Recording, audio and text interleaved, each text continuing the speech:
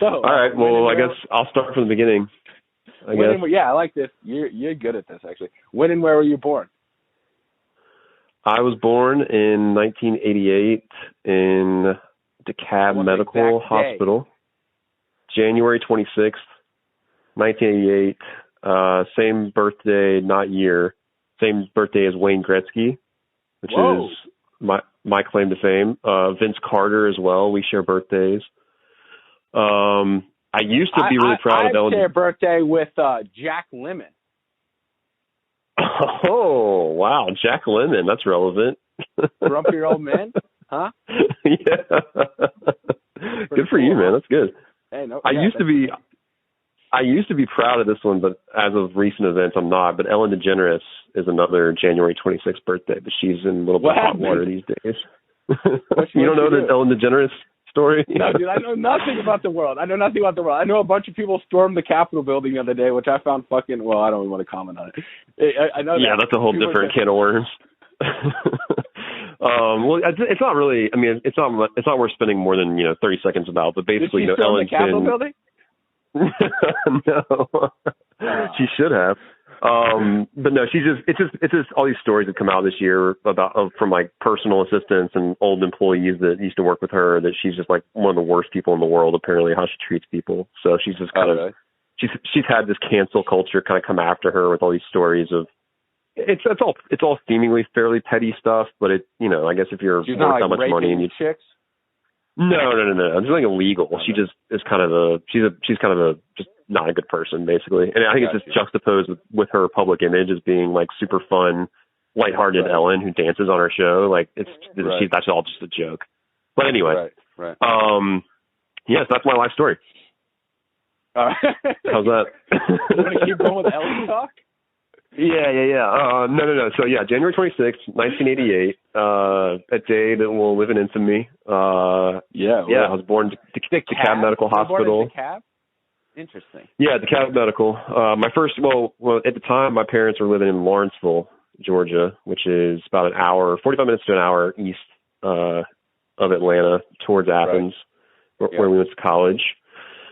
And so let's see, I guess sadly, it kind of all starts with my parents getting divorced when I was really young. I was like just over a year old when my parents split up. So I have zero memory or recollection of them being together. I didn't realize you were that young. Yeah, man. No recollection whatsoever of my parents being together. And the funny thing though, or the interesting thing is that not only that, but I actually have no recollection prior to my step parents. Like, so my whole existence is I have my mom and my stepdad who are still married, and I have my dad and my stepmom, and they're still married. So it's like, in a weird way, I've always kind of felt like an outcast from the divorced children's kind of club, if you will, or like fraternity. Cause I've actually had more parents than most people. Yeah, I had plenty to go around. I could have given you an extra dad or something. Yeah, that was but anyway, like that was always normal to me, right? Like he treated me very well at those tailgates for for 3 years. Yeah. He's been a good guy for me. But anyway, so it's always been kind of a weird upbringing as far as 2 Christmases, 2 birthdays, visitation where I'm going back and forth and just kind of odd, right? Like that's kind of where my life started, I guess, was just thinking that was the norm and realizing, actually, like you have parents that stay together in these cohesive family units, or you have parents get divorced, like our buddy Lenny's parents got divorced when he was much older, and seemingly probably has a bigger impact on kind of your psyche. And so I don't know, I've always battled with it. I mean, I definitely deal with things today that, emotionally speaking, I think that do stem from being a child of divorce, but then there's also these other things that I think I got lucky with and I don't have to deal with. So that's biggest moment of my the first big moment of my life, I would say, was probably my parents getting divorced, as you would imagine. You were saying that you don't have a recollection of prior to your step parents? Is that what you were saying? No. Yeah, I was in my dad's second wedding. I was in my dad's second wedding. I was 4 years old. So if you can do the math, they were obviously dating pretty soon after my parents got divorced. Right. And it's the same situation on my mom's side. Like my stepdad and my mom got married right around the same time when I was 3 to 5 years old. So they moved on pretty quickly. And I have zero recollection prior to them being in my life. So kind of interesting. And both parents lived in like the Atlanta area. So you were bouncing back between the two of them. So that was like from the jump, that was just your normal existence. Yeah, it was, my mom and my dad lived in Lawrenceville in a little house. And then when they split, my mom was working in Buckhead at a law firm where she met my stepdad. And so they moved in Buckhead, which is where I spent most of my time growing up. And my dad moved to Stone Mountain with his I guess, girlfriend at the time, my now stepmom. So yeah, the Stone Mountain to Buckhead track is where I went a lot from, ages 2 until 12 or so, until I moved up to Roswell. And then you moved up. I met you in high school. We were probably 15. I think I don't want to gloss over the middle part of how I ended up at Centennial, I guess, because that's a pretty. No, I want to get back into your childhood. I just wanted to set that point. So it was like sophomore year or something that we met. Second semester sophomore year. Yeah. Second semester sophomore year. Okay, that we met. Yeah. And then your parents. Yeah, the reason for that was your mom and stepdad moved up to Roswell, where I grew up. Yeah, we moved up to Roswell in 2001, and I always remember that because it was right after 9/11. So it was like the end of 2001 is when we moved up to Roswell. And my dad at that time was in Snellville, Georgia, which is just another east side suburb in Gwinnett County. And he had my little sister at that point. She's 10 years younger than me. She was born in 1998. So that was interesting, having my mom was married before and had my older sister who was about 7 years older. And then I had a younger sister 10 years younger. So it was always interesting to kind of have that 17-year gap and that I was kind of in the middle of. That's crazy. So you and I met sophomore year in high school. I don't remember how. I guess it was through Lenny. But yeah, we started hanging out a bunch in high school, obviously.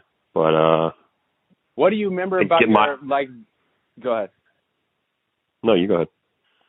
What do you remember about that, reflecting back in your childhood, so pre-high school?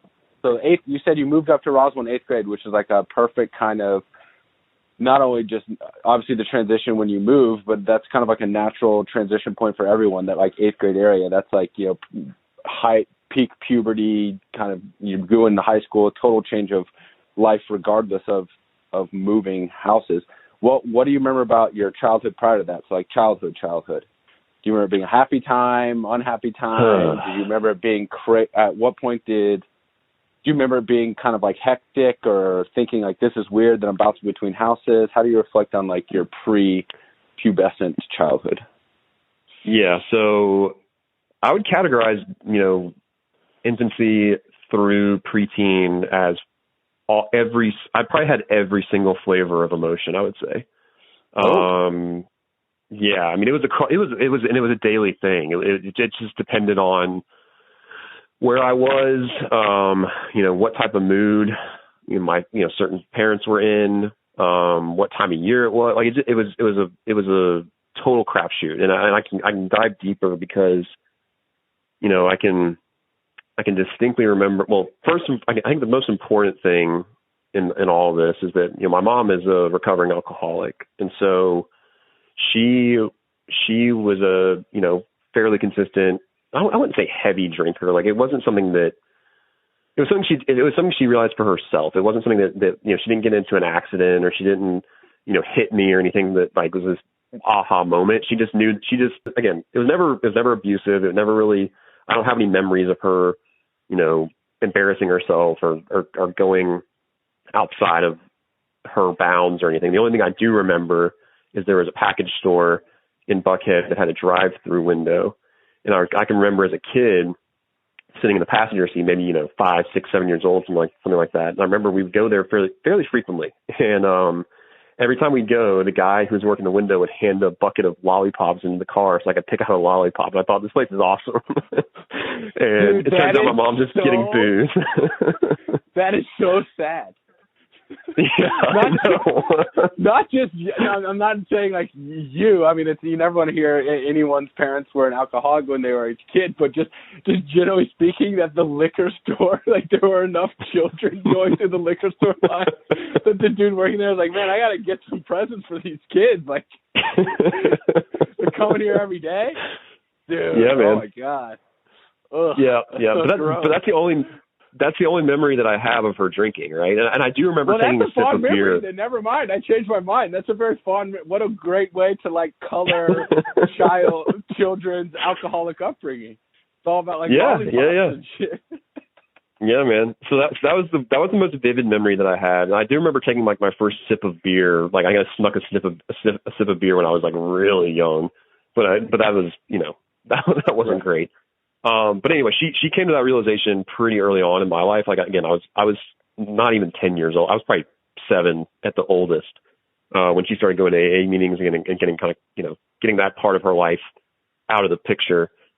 But you weren't like drug into it from what you can remember. It wasn't like there was like some sort of traumatic intervention or traumatic event that happened. No, like no. Involved in that discussion, like, hey, mommy has a problem or something like that. No, it just.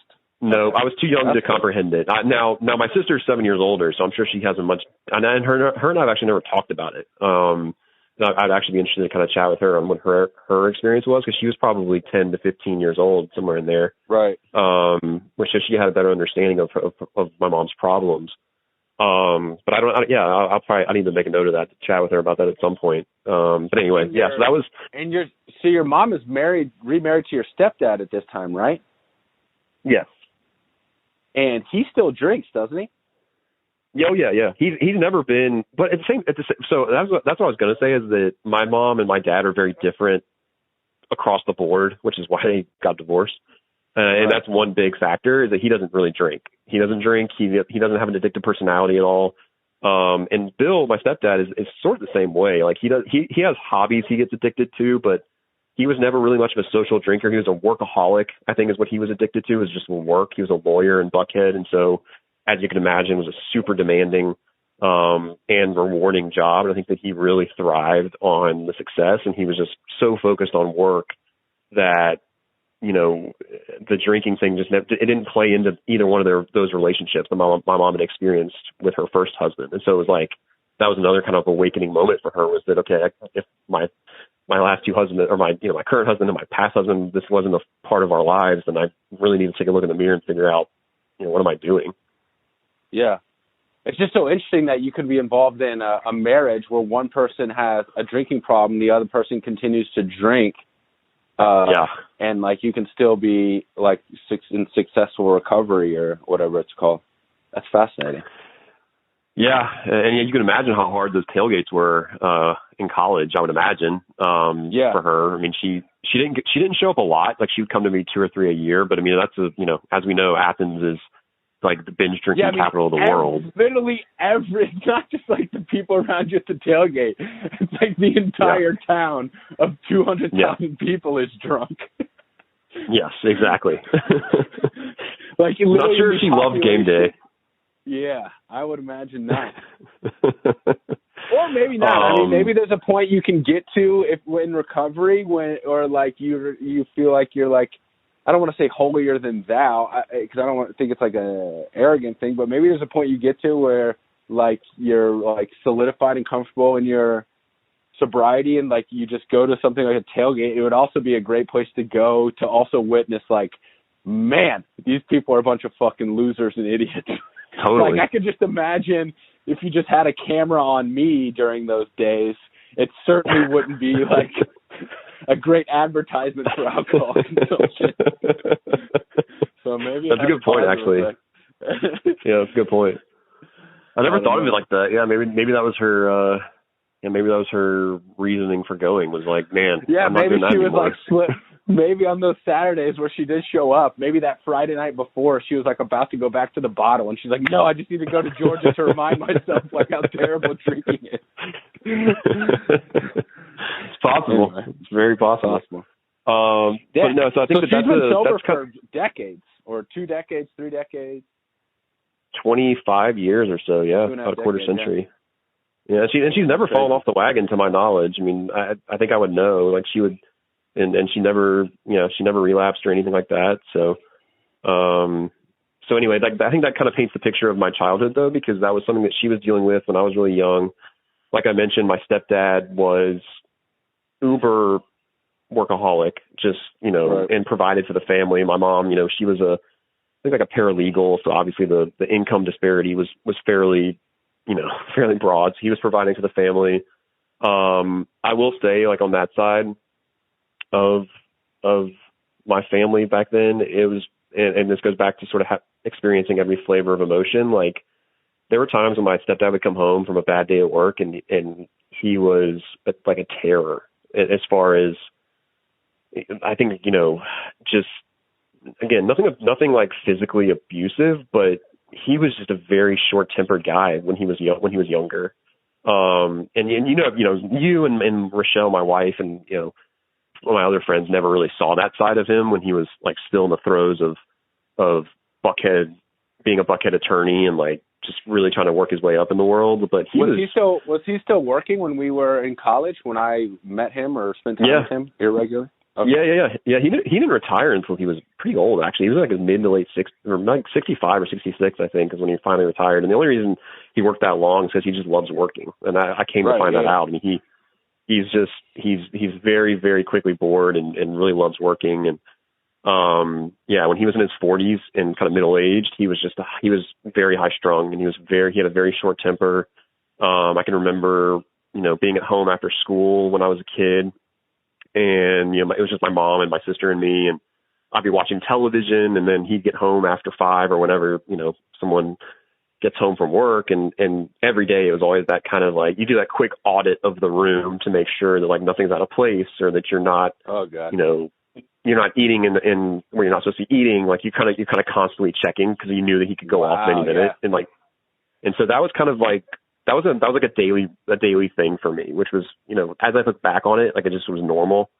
And it's harder to look back on it now, because he really turned a leaf, at some point later in life. I don't know if it was just old age or what have you, but when he started kind of winding down his career, he really took a kind of like a deep breath and wasn't quite as high strung as he used to be. So that was one side where, he'd come home one day and be super happy, and we'd like go play golf together. And then he'd come home the next day and be pissed off and, yell at me for doing something, or he and my mom would get in a knockdown, drag out argument, not physically, but just, a verbal argument.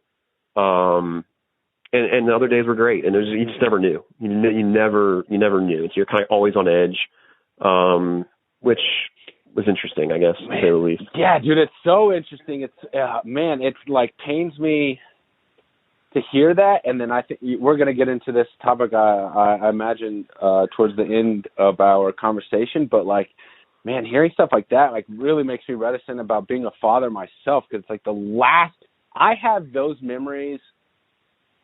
I have memories of like that kind of anxiety. It's not the same, right? The source isn't the same. I didn't have a dad coming home from work, like angry and yelling. Although my mom would come home from work like stressed out. I mean, because she was in different circumstances, right? She's a single mom, just there's a lot on her plate, and totally understandable she would come home and be angry. Or be stressed or anxiety ridden. But I have memories just like that of my childhood that aren't positive, where it's like anxious and kind of scary. And I guess that's just part of life. And I guess there's certainly an argument to be made that like that there's a positive to be gained from that, or like that promotes growth of a child in some ways. But I don't know, man. I don't want to bring a being into this world and then be responsible for like the most formative years of their life, the only time of our life that truly is like innocent, where there are no responsibilities, where it's like, my job now is to like raise this little kid, this little baby who's now becoming a toddler. And really I view myself, like my primary role with her is just to give her a stress-free, fun, educational first few years of life. Like, more than anything, it's just like no stress on the brain, no stress on the soul. Enjoy time. Like, don't be fearful. Just, this is this little innocent being who didn't choose to be here. And this is how all children are, right? None of us chose to be born. It just seems so gross when, like, all of a sudden this being is born into, like, an anxiety-ridden, scary environment. It's like, fuck. If you can't guarantee... Sorry, yeah, I'm taking it too far, but I don't know. It makes me reflect on, like, damn, it makes me, just hearing your story, I didn't think about my story, and then I think about, potential future stories. It's like, man, I feel like it'd be really nice if we could live in a world where every kid, at least for the first, at least until, like, puberty, is granted, like, a sense of, or like a safe kind of carefree environment. I know, obviously, that's, like, very utopia type situation, but I don't know. The last thing I'd ever want to do is to contribute to, like, some sort of anxiety when a kid is a child, because there's plenty of anxiety and stress and responsibility to worry about once you become an adult. Seems like childhood should be reserved for carefreeness. Anyway, go ahead. Sorry.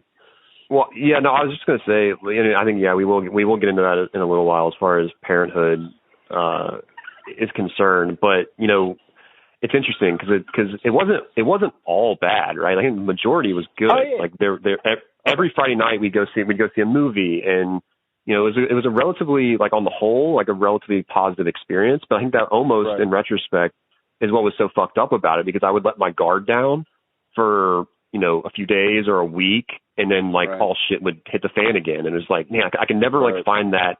I can never find that medium ground where I wasn't super anxious or super relaxed. It was always kind of bouncing back and forth and vacillating around. Whereas if you grow up in, like, a purely abusive household, like, where it sounds terrible, but you kind of get used to it, and you kind of just put up your defense mechanism. Whereas I was constantly back and forth. Right. But anyway, so that was on. It would have been so much better if you could just beat your ass every day when you came home from work instead. Well, it toughened me up a little bit. Yeah, I know, right? But anyway, so that's just one side of my family too, right? So that was my Monday to Friday, every other weekend existence, and then I go see my dad every other weekend. Normal kind of divorced parent visitation policy, where you basically just see your father every other weekend, Friday to Sunday. So that was the policy? You were with your mom and your stepdad the vast majority of the time, and you'd see your dad every other weekend? Yep, that was it. So that's what, like 4 days out of a month? So it's like 4 out of 30. Let's do the math. That's 2/15. So a minimum. I don't know what the exact numbers there are. 1/7, 1 over 7.5. Yeah, I don't know. So like maybe 12.5% of your childhood or something. Yeah, sounds about right. I mean, obviously there were little league games and stuff during the week where obviously I'd see him. Right. But as far as like hanging out with him for a night or for a day, it was very, very infrequent. And the funny thing with that is, it's so funny because I've always thought about this, because I have a horrible work ethic, and I know that you and Lenny talked about this on that since deleted podcast, I think. But I got a lot out of that, because Lenny and I are very similar in that sense. We kind of do the bare minimum to get by a lot of times. We don't have this. Yeah. We don't have this burning passion inside of us to like self-motivate, and it's not something I'm proud of, but it's something I've just never understood, because I grew up with my dad who put himself through college, has multiple degrees, worked 2 jobs. Like he is a self-starter. Like if you look up self-starter in the dictionary, that's what he is. Like he wasn't given anything. He worked for everything that he's got. And I'm just such the opposite way. And Bill, my stepdad, was a similar situation where he put himself through law school, and he, they're all just like these very motivated male influences in my life. And it all just went way over my head, and none of it dripped down to me, which is such an interesting thing, because, my weekends with my dad, you have that context of him as, you think, okay, he's got his son for 2 days. We're going to do nothing but like, go to the carnival and like play catch and do all those like romanticized father-son things. But I would go over to his house and just do chores, like, because that's what he did. Like he worked his ass off during the week. I'd get over there on Friday and he would need my help like mowing the lawn as I'm like 8 years old, and that was it. Like we would just work. And no, granted, we'd find time on Saturdays to watch college football, and that was kind of the trade-off. It was always like, all right, I'm going to go over there and work my ass off on Friday night, doing housework, and then maybe like Saturday morning there's something we have to go run an errand to Home Depot and then come back and fix something, and then I'll get like a nice reprieve of watching football, and then I'll go home on Sunday. And so even my moments with my dad were very like I didn't like going to my dad's house because I knew it as a kid. I was like, I'm gonna go. Question: did you look forward to that? Like, did you look forward to those times or not? No, not at all. I hated it. I mean, I hated going over there because it was like I'm gonna work my ass off, and I hate working. I was wondering if that's what kind of instilled this lack of work ethic in me. Was I was the only times I could see my dad is when I was like half the time doing yard work, and I was like, shit, man, I just want to go chill. It's the weekend. I'm a kid. Like I don't want to go work. And but that's just how he operated. And it wasn't it wasn't anything super negative, I don't think, because he would find these little moments for us to do stuff. But it was a weird, again, kind of a smattering of emotions. It was always, I experienced every single thing throughout my childhood. It was like, the pure joy of hanging out with my dad at like an SEC championship football game, or like going out on a Friday night with my stepdad and my mom to go see the big movie. And like, I had all those highs, I had all the lows of like doing arduous work with my dad versus like being scared of my parents getting in a fight at home. Like, so anything and everything in between. Like it was you name it, I felt it. Right. What was your dad's relationship with your stepmom like? Have I ever met your stepmom? Your dad's wife? I have at our wedding or picture of who she is. I imagine you ran into her at our wedding, but then you probably weren't formally introduced, obviously, because there's 100 people there. My brain wasn't exactly like forming long-term memories. Yeah, exactly. Interesting. Okay, what was that relationship like, or like juxtaposed to your other parents? Yeah, so it was the exact opposite, right? Like Gail is my stepmom. She's been my stepmom as long as I can remember. Like I said, I was in their wedding when I was like 4. Mm-hmm. So she comes from a big family in Tennessee. She actually retired this year, but she was a school for the deaf teacher for like 30 years. She worked with kids with special needs. Yes. Yep, I remember this.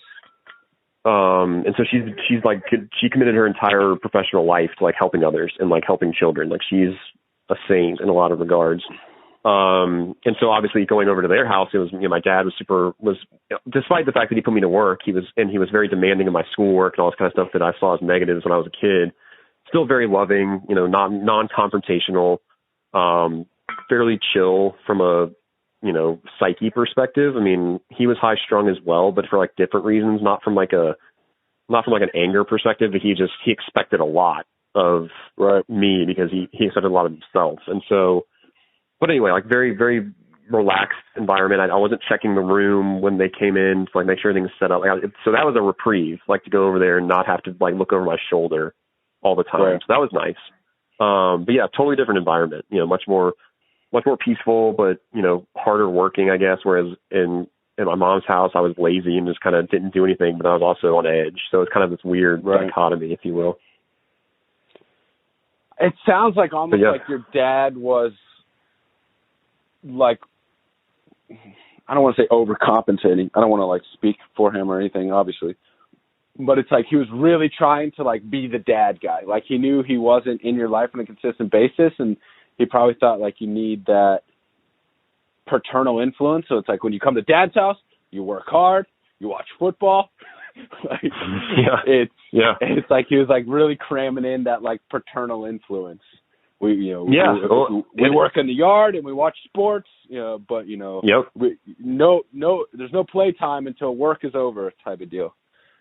No, 100%. I think he could sense too that I wasn't really. I mean, my stepdad was a great provider. I mean, obviously he made a good living for himself and kept a roof over my head. And I think that my dad never had to worry about that aspect. But I do think he got a sense pretty early on that Bill wasn't going to be the loving father figure. Like he was going to keep food on the table and, you know, keep clothes on my back and, you know, send me to private school and all this kind of expensive stuff and give me these experiences that my dad at the time probably couldn't afford, but he knew I wasn't going to get all the other fatherly stuff. And so, yeah, he only had, you know, 4 or 5 days a month to cram it in. So yeah, it definitely was. Cram it in, yeah.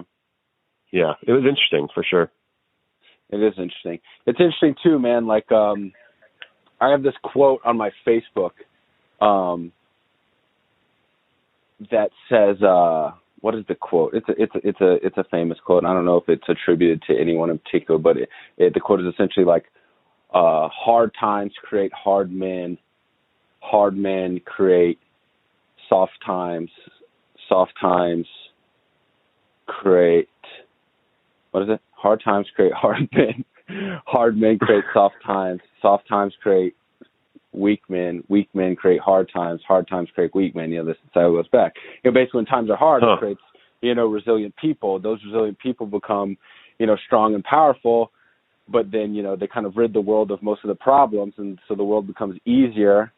And then when the world becomes easier, the people in that world become easier. But then when the people in that, or, you know, softer, but when the people in that world become softer, then the world becomes shittier again.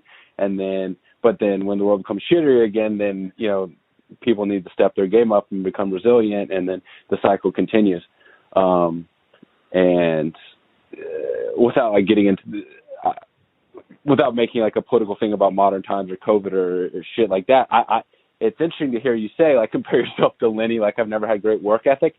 It's interesting. I feel like I'm the same way in a sense. Like, I definitely, at this point in my life, the last 3 to 5 years of my life, I totally resonate with you. Like, I have no burning desire in me whatsoever. I have no sense of, like, dude, I work as a nanny and I love what I do. Like, I genuinely love, you know, this quote unquote job that I have hanging out with this baby all day. But a large part of that is because it's just like chill and easy. I'm making, you know, as much money as I was used to make as a teacher, which was an extremely demanding job. Like, I'm beyond demanding, I think, in a lot of ways. I think most people would agree with that, not just my opinion. And then now I have this super chill job, but it's like, I have no desire to go back to that, like, feeling of being overwhelmed by work. And even when I reflect on, like, okay, obviously I'm not going to be this little girl's nanny forever. Like, what do I want to do next? Dude, I've been thinking about this for a year. And, like, I have no interest in doing anything. Like, well, as far as, like, a career is concerned, right? I have no desire to become a lawyer or a firefighter or a doctor or even go back to teaching or whatever. Like, there's just nothing. Like, I have no interest in any sort of traditional professional pursuit that I can think of. But we had different upbringings, but I was raised by a single mom, but I think my mom did a fantastic job of making sure we have everything we needed. It wasn't, I don't know, it's interesting. I went to this, I think my upbringing did contribute to, like, this kind of like burning fire and work ethic right out of high school. But for some reason, over the last few years, I don't know, maybe once I kind of obtained the things, like the traditional things I was supposed to obtain, it was like, I remember coming out of college and feeling like, yeah, I was raised by a single mom. And I did have, you know, I've talked about it 1,000 times on the podcast, but the whole OCD thing, like, that really did ruin my, I want to say ruin my life. That really did contribute to a very difficult childhood. And on top of that, the whole single mom thing and not having a ton of money. So I feel like I was shot out of high school or college graduation, like shot out of a cannon, like, yeah, I'm going to go contribute and try to help save the world or whatever. And I got my master's degree immediately and did all of this, like, nonprofit work and different teaching experiences. And then it's like, once I did all of those things and, like, I guess proved to myself that I could do those things, for the past 3 to 5 years, I've kind of been like, okay, I'm done. Yeah. Like, I'm good. And there's a lot of other, that's a very simplistic way. Like, I have a lot of, like, misgivings about, like, the system, quote unquote, of education and nonprofit and government and all that. It's far more nuanced than that. But generally speaking, I'm kind of like, yeah, you know, it's like, I don't. I mean, did you just get burned out? Did you just get burned out? Part of it's burnt. I got burnt out on the teaching specifically. Part of it definitely is that, but another part of it's like, I'm formulating these thoughts as we're having this conversation. Like I haven't thought out this specific line of thought specifically, but I think another part of it's like it's not that hard really to like make a living and survive in America. Like there's not like there's no struggle really, you know. It's like especially for white guys. Yeah, for like white guys who grew up in the suburbs and went to like a nice suburban high school, like you kind of, college is kind of a given, and then once you get a college degree and you don't have like a drug addiction or something, like getting a good paying job is not that difficult. That's why I mean by the quote, it's like, you know, I think life in the 21st century in the Western world, don't get me wrong, there's plenty of places around the world where life is absolutely fucking horrific on a daily basis, but like life in the United States of America and the Western developed world in the 21st century, like there's not, as much as people like to bitch and moan constantly about kind of political issues or whatever, I think life is pretty fucking easy. And so it comes from me. Don't get me wrong. I'm not blaming my lack of like self-motivation and work ethic. At the end of the day is a me problem, is an Alex problem. It's not based on external factors. But I do believe for the most part, like generally speaking, throughout human history, like great accomplishments and like these great like fiery pursuits are primarily motivated by like your environment and a need to do so. And life is easy. So it's like, you really have to self-motivate yourself and find a struggle or a challenge to pursue. And in the absence of that struggle or challenge, you know, it's not like I'm being chased by lions in the woods or like fighting or being repressed by some like, you know, tyrannical government. And I don't know, it's no excuse to not like take advantage of this one life we're given and pursue each day to the fullest. But I mean, I'm not pursuing each day to the fullest. Doesn't sound like you think that you're like pursuing each day to the fullest. But I think a large part of that is because like we're not struggling to survive, and most people aren't struggling to survive. I think that's the primary motivator for like achievement or whatever. Just to take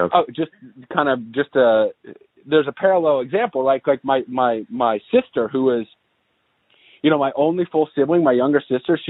Here's a perfect like juxtaposition of case studies. Me and her, exact same DNA, exact same environment we were raised in. We both experienced major illnesses at pretty much the exact same time in our life. They began around like age 11, 12. I developed OCD. She developed diabetes. I've kind of overcome my illness, quote unquote, both through pharmaceuticals and through therapy and through like just, I guess, kind of willpower. But she has type 1 diabetes. Like there is no cure for that. She has to take insulin for the rest of her life. And so every day she wakes up and she has to confront a existential struggle. Like an essential organ in her body doesn't function. Like if she's not on top of her shit every day, she'll die. And dude, she got her master's degree when she was like 20. She found her own nonprofit when she was 19. She's worked for the UN across, you know, Latin America. She's done all this amazing shit. She ran a refugee camp for Syrian refugees, like when she was 25 or something. You know, now she's about to finish up her PhD. Like, we're the exact same person essentially, but she has to fight a battle to stay alive every single day.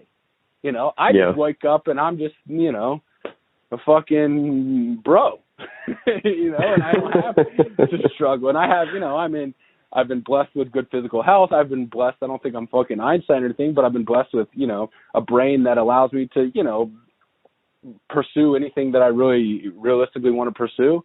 I don't have to fight for my survival on a daily basis, but she does. And she's achieving all of this shit. So I think struggle is the motivator for like achievement or whatever. That's actually a really good segue, I think, because I think you're 100% right. I think that it's kind of a fight or flight kind of mentality. And I haven't really caught up with Morgan, obviously, or like kept up with her endeavors, but knowing that she's doing all this amazing stuff, you know, A isn't a surprise, but I guess B, tying it back into that daily struggle is interesting because, you know, kind of the byproduct of all this stuff I've been talking about with my upbringing, was that I was a mischievous, troublemaking kid. And I got into a lot of trouble in elementary school. I got, nothing devious or anything, but I was class clown. I was constantly, distracted. I had trouble kind of staying focused in school, and the acting out kind of just kept festering and festering until I eventually, was expelled from my private high school in 10th grade. And that's how we the story crossing paths, right? Exactly. And at that point, I was a C student and didn't really have much prospect as far as like what I was going to do after high school. Not that I was going to, go work in the coal mines or anything, but I had zero motivations, right? Like I just got kicked out of school, and I don't want to spend too much time on the kick out of school story because it's actually funny, right? Like I went to a private high school. Private high schools, you have to buy. It's very much like college. You have to buy your own books. You have to buy a uniform to wear, which that's not like college. Well, certain colleges, I guess. And so we had this consignment shop essentially. So you bought all your books in ninth grade, you sold them back at a discount, and then you'd go buy used books, the next year or whatever. A buddy of mine at the time, and this is in 10th grade, had rummaged through the lost and found for books and then taken them to the consignment shop and got a check out of it. And it was like $120 check, which, when you're 14, 15 years old, $120 might as well be like winning the freaking lottery. And so this kid comes up to me and is flashing this check around. I'm like, what the hell? How'd you get that? And he tells me a story of how he did it. And so I'm like, oh, that sounds pretty easy. And again, at this point, I'm very impressionable. I've been, 10 plus years of kind of dealing with all these different emotions at home. And I've kind of consistently tested the boundaries sort of. And so I had zero impulse control. I was just like, that's a really good idea. That big of a deal. I don't think you need to qualify it. This is like a pretty fucking standard. I think any 14-year-old would do this. This isn't like behavior. Right. Like it wasn't my idea is what I'm trying to get at. And so, but it seemed very easy, but sure enough, I try to do the same thing. And it turns out that one of the moms who's working in the consignment shop recognizes the name on the book that I tried to turn in. And she knows that I'm not that person.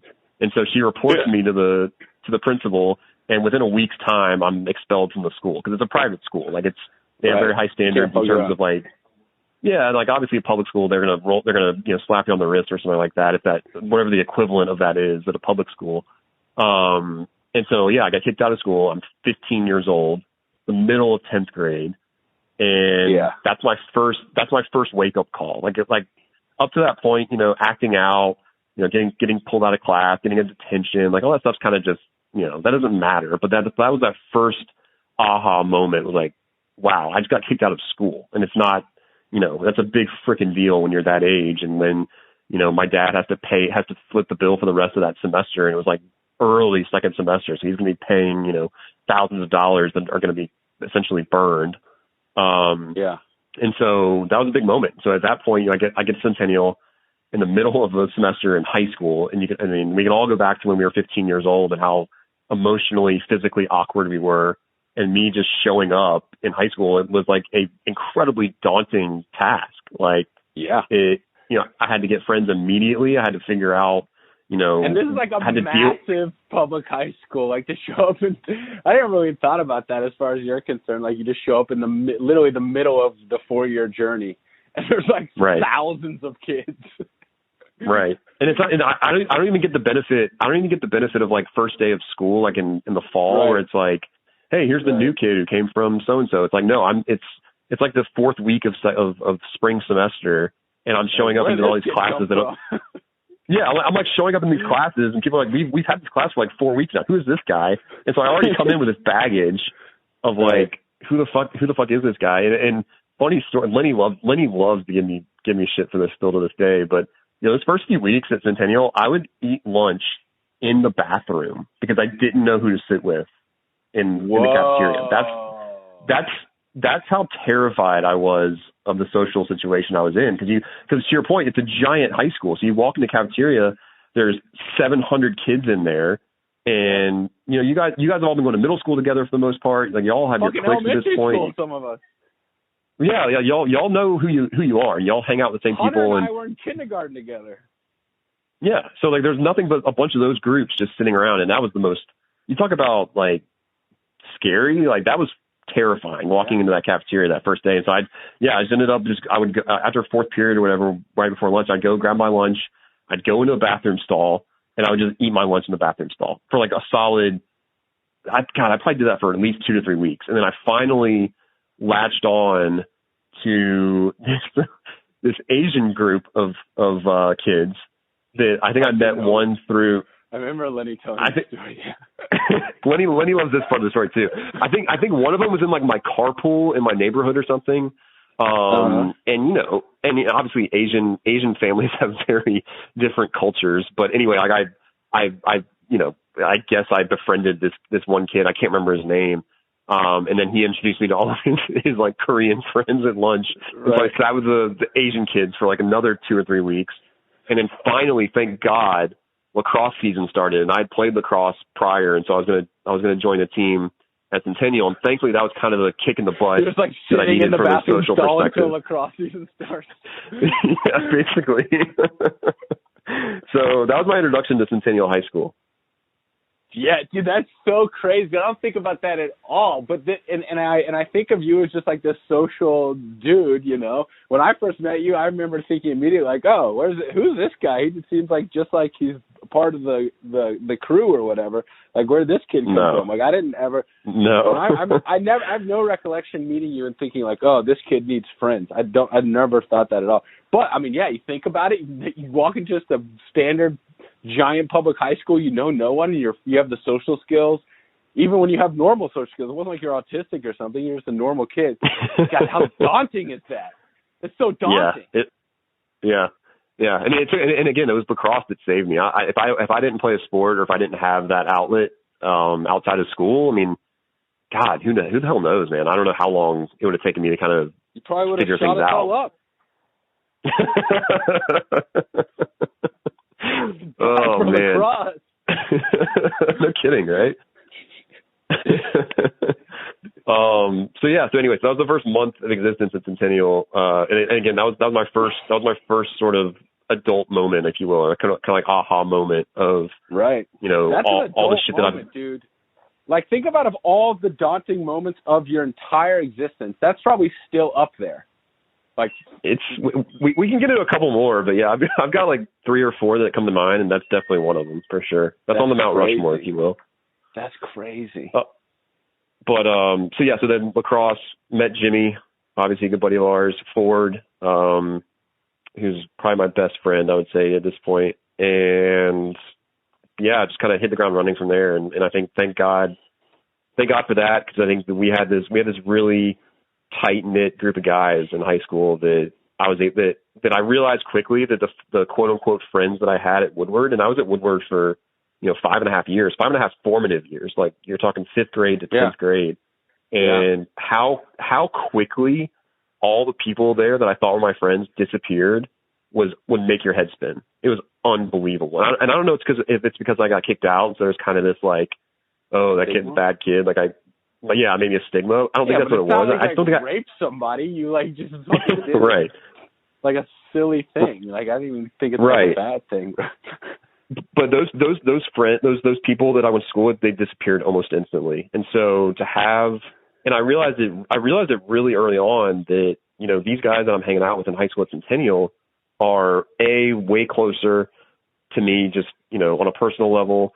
B, much more like my personality type, much more my socioeconomic standing, because I was always like I've always been upper middle class, but I was going to school with kids who were elite at Woodward. And so I was always kind of like, it's weird to say, but I was always like the poor kid at Woodward. But then I go to a public school and we were more normal. Like, we were more middle class, all of us. There were obviously some of us who were better off than others, but it was a much smaller spectrum than it was at Woodward. And so that played a big factor into it. And yeah, all those people who I had spent, from the time I was, what would that have been, 11 or 10 to like 15, like those people all just disappear from my life, and I don't have any contact with them. I see them on Facebook or Instagram, whatever.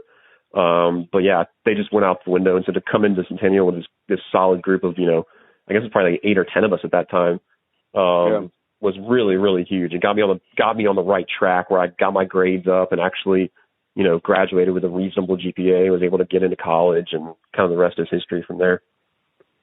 Well, tell us about that. So fill in that gap from like sophomore year to college. Like, tell us that story, like where you ended up, and sure. It was a so unique, non-traditional route. Yeah. So like I said, I think I left Woodward with like a 2.5 GPA or something. And obviously, you know, Centennial had the different scale as far as, you know, the number scale. I think you graduated with like a 92 GPA as opposed to like a 4.0 or something. Right. But the equivalent, I think that I ended up, so I'm already a year and a half into high school, kind of dug myself a hole.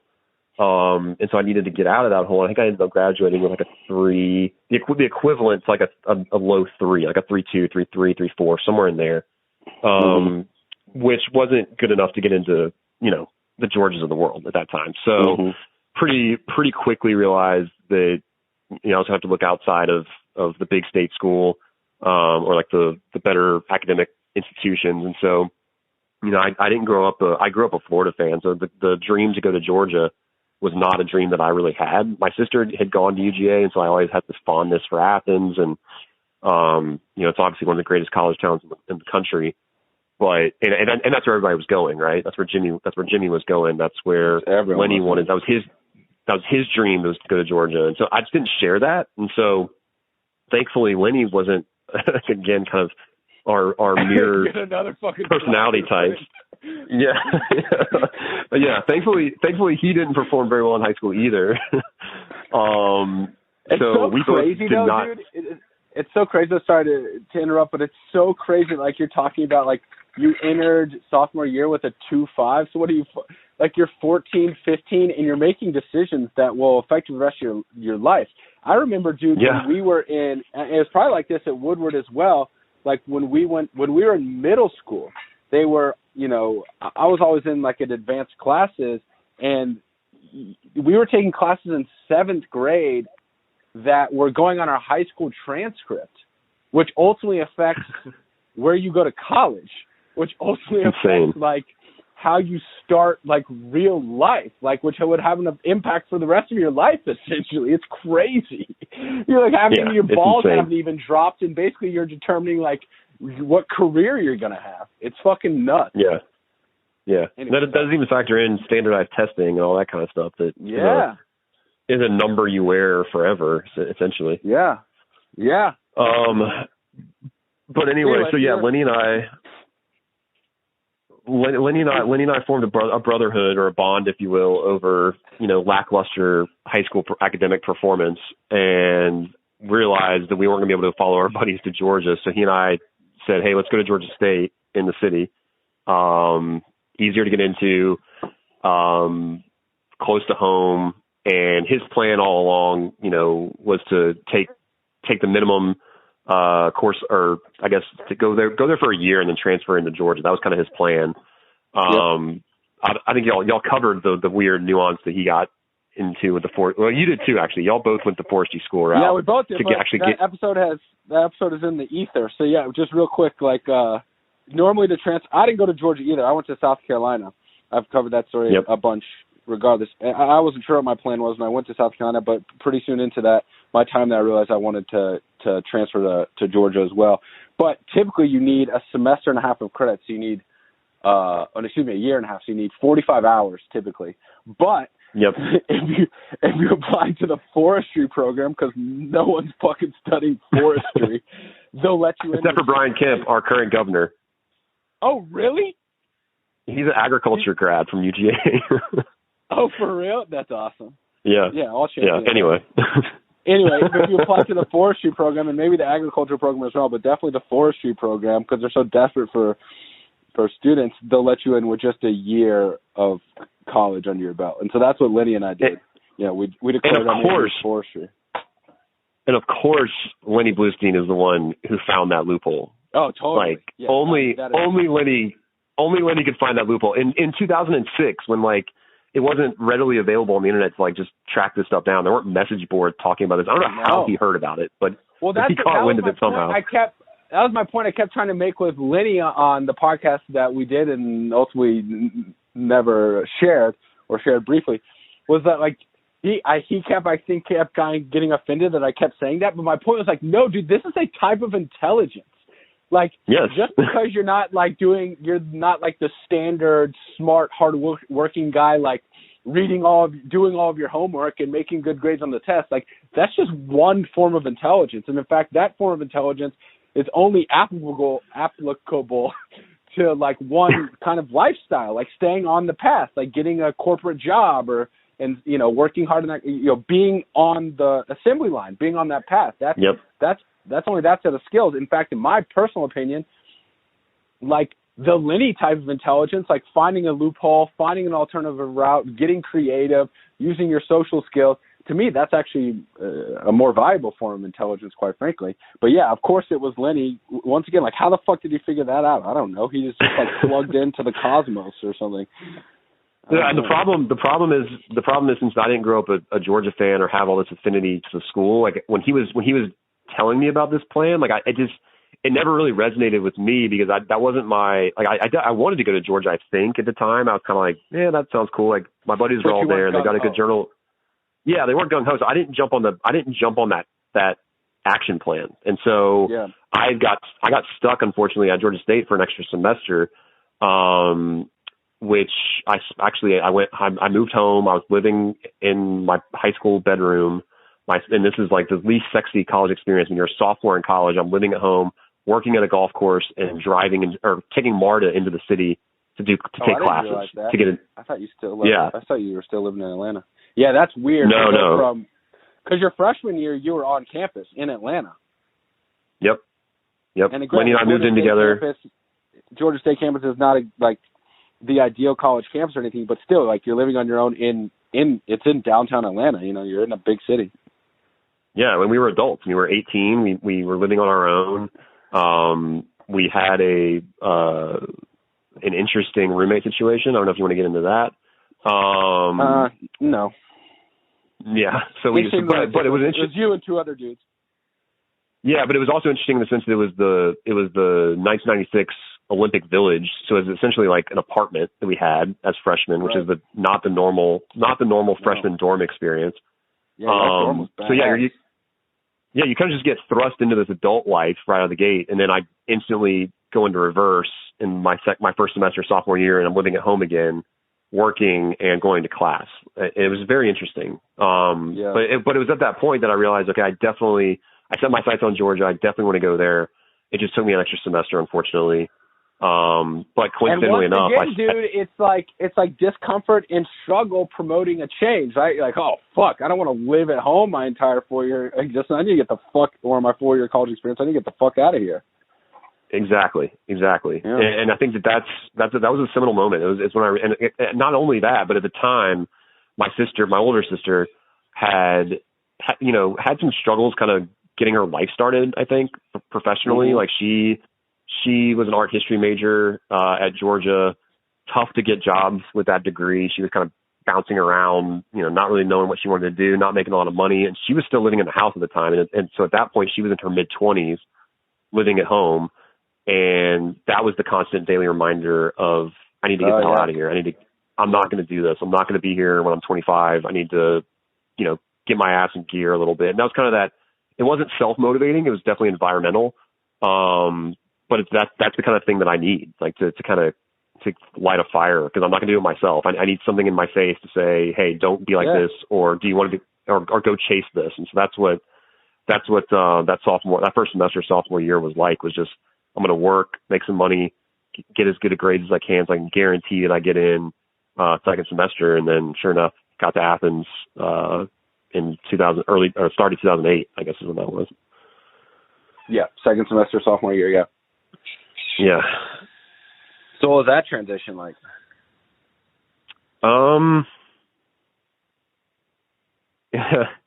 It was interesting. So I actually reached out to an old Woodward friend of mine who had a 2-bedroom apartment above the bookstore off of Baxter Street. Oh, and Alex Busco. Yeah. Yes. Yes. Yeah, he's now a doctor, I believe. Really? Yeah, he went to med school down in Miami, and I think I haven't talked to him in years, but I'm pretty sure my last LinkedIn or Facebook update I got is he went through medical school and is a doctor now, which is shocking because he was quite the he did. He was quite the no. He was very interesting, but he had an open bedroom, so I moved in with him. hadn't hung out with him in number of years, but ended up working out from a just from a cost perspective as a furnished apartment. Didn't have to worry too much about location or anything like that. But I show up on campus and I'm just like, and again, this is my lack of impulse control at the time and my lack of sort of level-headedness. But I'm like so excited. I got all this emotion, right? Because I spent the last semester my head down, working, trying to get here, really wanting to get to Athens, really wanting to get that college experience.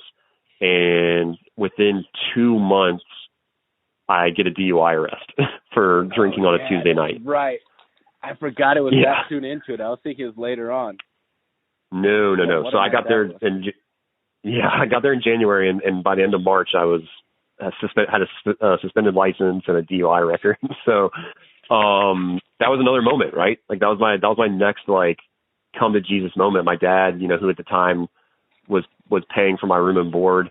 I was on Hope Scholarship, thankfully, so I wasn't paying for tuition, which is amazing. But I didn't have a job. Like I needed money to pay for books and for food and for housing and all that kind of stuff. And he immediately pulled the plug on that as soon as I got the DUI arrest, like as a normal parent would. And that was my fight or flight moment. And he was like, "Hey, I'm not paying for you anymore. You can come home and live with us and go back to Georgia State, or you can, stay there and take out financial aid." And so I was at the financial aid office the next day. That was like one of those, not even thinking about it, like I'm going to go take out a loan and stay here. Like I'm not going back home. Like I'm not going to backtrack. I fucked up. I'm going to figure it out. But I'm staying here. And so, I think over the course of the rest of that semester, I was able to somehow focus on school and get my life back to some standard. Because, you're 20 years old, you get a DUI arrest, you think your life's over. I mean, that's just, you hear the horror stories, of the people who have DUI arrests, you can't get jobs, all this kind of stuff. And so that was a tough time for sure. And, I spent the summer, stayed in Athens, took classes. And by the start of the fall semester, you just took out enough loans to cover your living expenses. So that's the thing. So my dad had already written me a check for the first semester, and so I was paid. I had enough money to get through the first semester, and so by the end of that first semester, it's a problem. I mean, I assume you've done financial aid in the past, right? Yeah. So it's a process. Like you don't just walk in and walk out with a check. So there's multiple stages you have to go through, and so I had gone into that process was neck deep in it, and was ready to kind of hit go after that first semester because I wanted to stay over summer to make up for lost time and take classes. And I think for whatever reason, my dad saw my passion and my drive to want to stay at UGA and kind of saw that I was getting sort of back on track, that he actually ended up saying, "Hey, I'll go ahead and continue to pay for you." So I never had to take out a loan. I got really close. But my dad had a bigger, and this is where my dad's great, is that he knew that me having a loan was going to hinder my growth post college. Yeah. And so he was like, "You know what? I want to teach him a lesson, but I also don't want to give him, I don't want him riddled with debt when he graduates either." So, he's learned a little bit. And you're right. Yeah. And so I kind of, I'm super lucky, and, I was fully prepared to eat the cost and pay the loan money and all that kind of stuff, but I didn't have to, thankfully. Yeah, that's a tricky one. I don't know. I had to take out a little bit of loans as well. I worked, I had to take out loans, but I remember talking to Jimmy about it actually, because Jimmy and I came from, I think, probably the most similar financial background as all of our friends. Sure.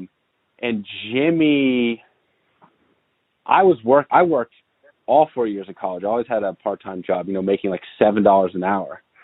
And, Jimmy was, smarter than me financially, and certainly from a numbers standpoint. He was studying accounting. And I remember talking to him about it. Like, at this point, I was like a senior. It was too late. But he's basically like, dude, it doesn't make any economic sense for you to be trading all of this time for $7 an hour. You should just take out a loan. That's such a Jimmy thing. I love that. No, but it's totally true. It's totally true. 100%. 100%. Yeah, 100%. It's like, dude, why? Yeah. He's like, just take out loans that are, at our income level are basically like interest free. And then when you're graduate college and have a college degree, then you're trading your time for basically like $30 an hour. And so it just makes more financial sense. And like, this is college. You never get this time back. Like, why are you waking up at 6 a.m. when you're 19 years old to go work at like the library for $25 for your shift? When 3 years from now, you'll be waking up at 6 a.m. and for your 3 hours, you'll be making, $200 or whatever it is, I mean, Jimmy's given me a lot of he's given me a lot of financial advice over the years, and I will always love having him in my corner because he knows exactly what he's talking about. He's a sharp dude, but to tie it back to like what you're saying about like your father's thought process, and also kind of tying it to like potentially me having kids and having the concept of having kids in general. It's like, damn, the last thing I would want I don't want my kid to be given everything on a platter. Like if my kid were to go to college, and that's a whole separate discussion itself, as if I would encourage my kid to go to college. But if I were, like, the last thing I want him to do is like be saddled with, a crippling debt when he gets out of there. But at the same time, you don't want to hand your kid everything. But I don't know. So that's really funny you mentioned that, because my younger sister is 10 years younger, and it's been really eye opening for me because he's obviously, those parents are still together. My dad has raised my younger sister infinitely more than he raised me in terms of time spent and all that kind of stuff. Right. And he's taken that same sort of, coddle has a negative connotation, but he's taken that same sort of kind of bumper, bowling bumper approach to parenthood with her that I think he was trying to take to me, except more so because she's female. And so he has given her and my stepmom as well. They've both given her every single opportunity and benefit to succeed. Like, everything's been laid out for her. Everything's been given to her. And I don't trust me. I have zero, like, I don't know. I'm like no envy of it, because I think that, a lot of no resentment, but a lot of the things that I dealt with from like and she never got in trouble either, right? Like she's model citizen, never experienced any hardships, and in my opinion, and my dad and I have talked about this, so I don't mind sharing it. In my opinion, it's that lack of diversity, or not lack of diversity, adversity, that has made her much more like emotionally immature. Like she just turned 23 this past week, and in my eyes, I still look at her as like a 17 or 18 year old, because she hasn't had any real world experiences that have kind of thrown her on her ass and like forced her to figure things out. And so, to your point about like, you don't want to give your kid everything, because I think that's the negative downside, is that they don't learn things on their own. But in my situation, I think, and I don't think my dad had the awareness or the foresight to see this, but I think that I'm just a different personality type, that if I had everything stripped away from me like that and had to go into debt and had to kind of overcome these things, I don't have that work ethic or that mentality maybe to like respond well to it. And so I think in retrospect, I needed that kind of coddling, or else I would have been set off on a different path. Whereas I think the other folks who are more mentally strong or more like self-motivated could probably deal with a little bit more adversity than maybe I could. I don't know, but I also dealt with adversity in other areas too. So it's tough to kind of, draw a clear line there. Yeah, but this seems to be the theme of our entire conversation, is this whole like adversity promoting growth, or maybe not. Because, back to the quote I was saying, like, hard times create hard men, or successful men, or whatever, people. But there's also the counter argument. It's like, not every person who had a difficult childhood like pulled themselves by their bootstraps and became like, a neurosurgeon. There's also there's also plenty of them are now like sucking dick for heroin in some like back alley, It's not. It's not just like a 1-to-1 equation like struggle equals growth. So yeah, it's tricky. There's also plenty of people, and actually, this is gonna be a total aside, but I wanted to bring this up to you during this conversation. This is a bit of an aside, but it's connected to what I'm saying. There's also the other argument, like people that were raised not even necessarily in opulence or anything, but that were raised very comfortably, like with good families and had everything paid for. Those people become, those people also end up sucking dick for heroin in a back alley. Oh, 100%. Totally, dude. How many people? There's this. Lenny texted me actually this past week, and I won't mention the name, but said like so and so died. Hey, did you hear so and so died? And dude, this is like I was like, holy shit. And that's always crazy when I hear someone our age that we went to, that we grew up with or went to school with died. It's crazy to hear that. But dude, how many fucking people do we know growing up that were in like plus or minus 2 or 3 years of our grade, our age, have died of either suicide or fucking opioid overdose? It's got to be, at this point, it's got to be like 20. Like 20 kids that we went to high school with, basically, or like approaching, it's in the double digits for sure, of kids that died prematurely of essentially, once again, I don't know the specifics of all of their deaths, nor do I know the specifics of all of their lives, obviously, but I do know, like, generally speaking, the type of families they came from, and like generally speaking, the environment in which they were raised, or like opportunities that they had in front of them. And like all of these kids were, you would think, like raised comfortably and had plenty of opportunities to make something of themselves, go to college, get a job, whatever. Dude, and it's like a shocking number of these people have either killed themselves or died of a drug overdose, and it's, opioids. It's crazy. It's fucking crazy. I can go one step further because, going to a private school, you can, it's even worse because those kids are even wealthier and have even more in front of them. And I experienced the same thing there. Like actually at a much earlier age, like a lot of the people in our sort of friend group or age group, like you mentioned, that sort of 2 to 3 year window, like a lot of those kids I went to Woodward with were dying of drug overdoses and things like that, a decade ago. Like there's people that like, and I get that was almost like more accelerated, like a more, concentrated sort of psychological issue where they had so much more exposure and so much more laid out for them, and that they just went really crazy in terms of, drugs or whatever, and they just couldn't handle it. But I know another, like the number you just mentioned, that sort of like 20-ish number, I know another 10 at least from Woodward. Nuts. That's nuts. That's insane. That's fucking insane. Like, and I don't want to make a political thing, but it's like, whoa. That seems like if we're going to use the power of government to like engineer society, that seems like maybe an area where we should investigate. I hate to I'm just going to do it. Fuck it. Whatever. It's my podcast. Like, we're fucking shutting down the world to save people's lives. And once again, everyone's life is valuable no matter what stage it is. But, the people that are dying of COVID are primarily people, from what I understand, once again, my information is limited, so I apologize if I'm totally off base here. From like what I don't do my research, I don't investigate, so I'm at fault for that. From what I understand, it's old people and people with chronic health issues.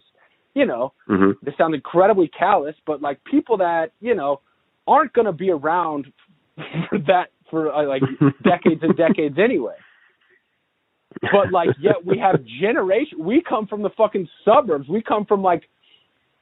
Once again, generally speaking, all of us have our own individual struggles within this population I'm about to draw, this like grouping I'm about to make. But generally speaking, our peer group growing up is like the pinnacle of human existence. Like a suburban high school and then into college in the United States of America, like that is what the entire globe is striving towards. That is what that is the pinnacle of humanity. Our entire existence of human beings, that's the best that we've made existence, is like living in the suburbs and going to a nice suburban high school and then going off to college. Like that is life at its highest level. And yet a crazy number of those people are dying way prematurely. because of addictions to these like horrible substances. And yet, you know, anyway. Well, I think it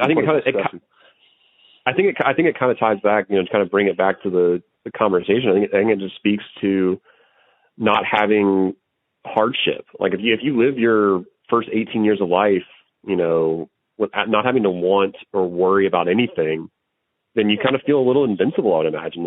You can, you know, you can try any kind of new designer drug you want. You can, you know, drink more than everybody else. You can drive while you're doing all this stuff. Like you can do whatever. Like you're invincible. And I think that just gets built into your psyche. Yeah, I think that's part of it. Like you have access to all of those experiences. Like there is no experience that's like off limit if you're raised like comfortably. And then also I think it's a thing of like going back to the lack of struggle.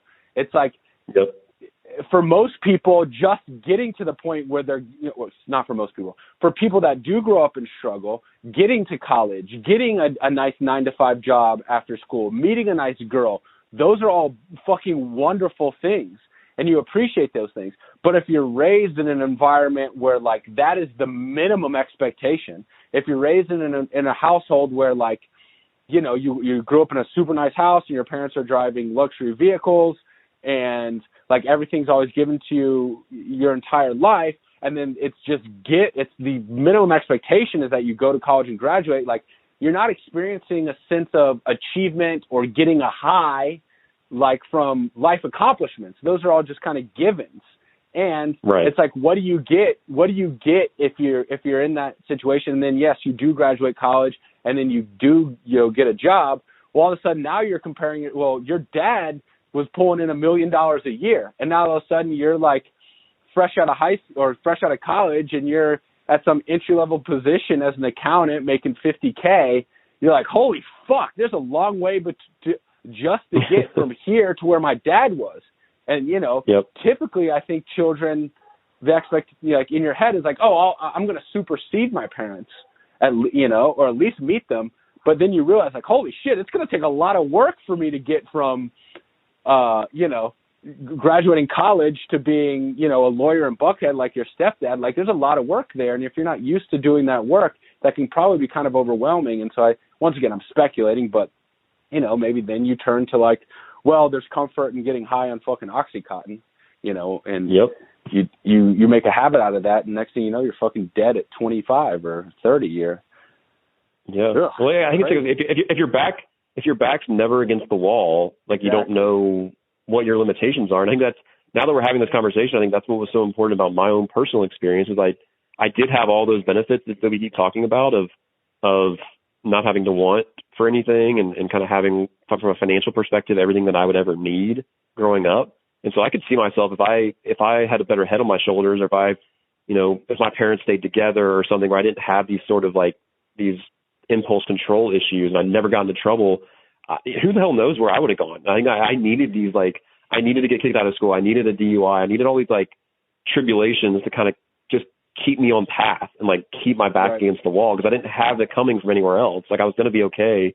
Well, I say okay, but I could have always moved home, like kind of thing. And that would have been super depressing. I would have hated it, but it was always an option. I wasn't like, you know, out on my own ever. And so, yeah, it's kind of interesting to think about it that way. Yeah. Man, I did not expect these themes to keep popping up in this conversation, but I'm glad they are. All right, so let's pick back. Where were we? DUI? Where were we? Yeah, DUI. So no. We basically were at college loans and getting through school. Yeah. So basically, the DUI was obviously a huge moment for me. It was a fork in the road moment where I could have taken the easy route and gone home and gone back to Georgia State, been miserable, and who the hell knows where that story ends. Thankfully, I didn't. And I was able to stay at Georgia. You know, to deepen the friendships that I had already had from high school, and then some new folks, you know, came into the fray, like Ben and Ford, and you know, so super happy that all worked out. And then obviously, you know, the most important byproduct of that is I met my future wife in college, and so it was a rough 6 months after the DUI where I didn't have a license. And I was kind of a loner because it was over the summer and most folks were at home. And then, as junior year cranks up, so I'm kind of at that point starting to figure out, all right, the crazy, we're still drinking a lot, we're still partying, we're college kids, but the crazy level that we were doing it freshman and sophomore year is kind of taking a back seat.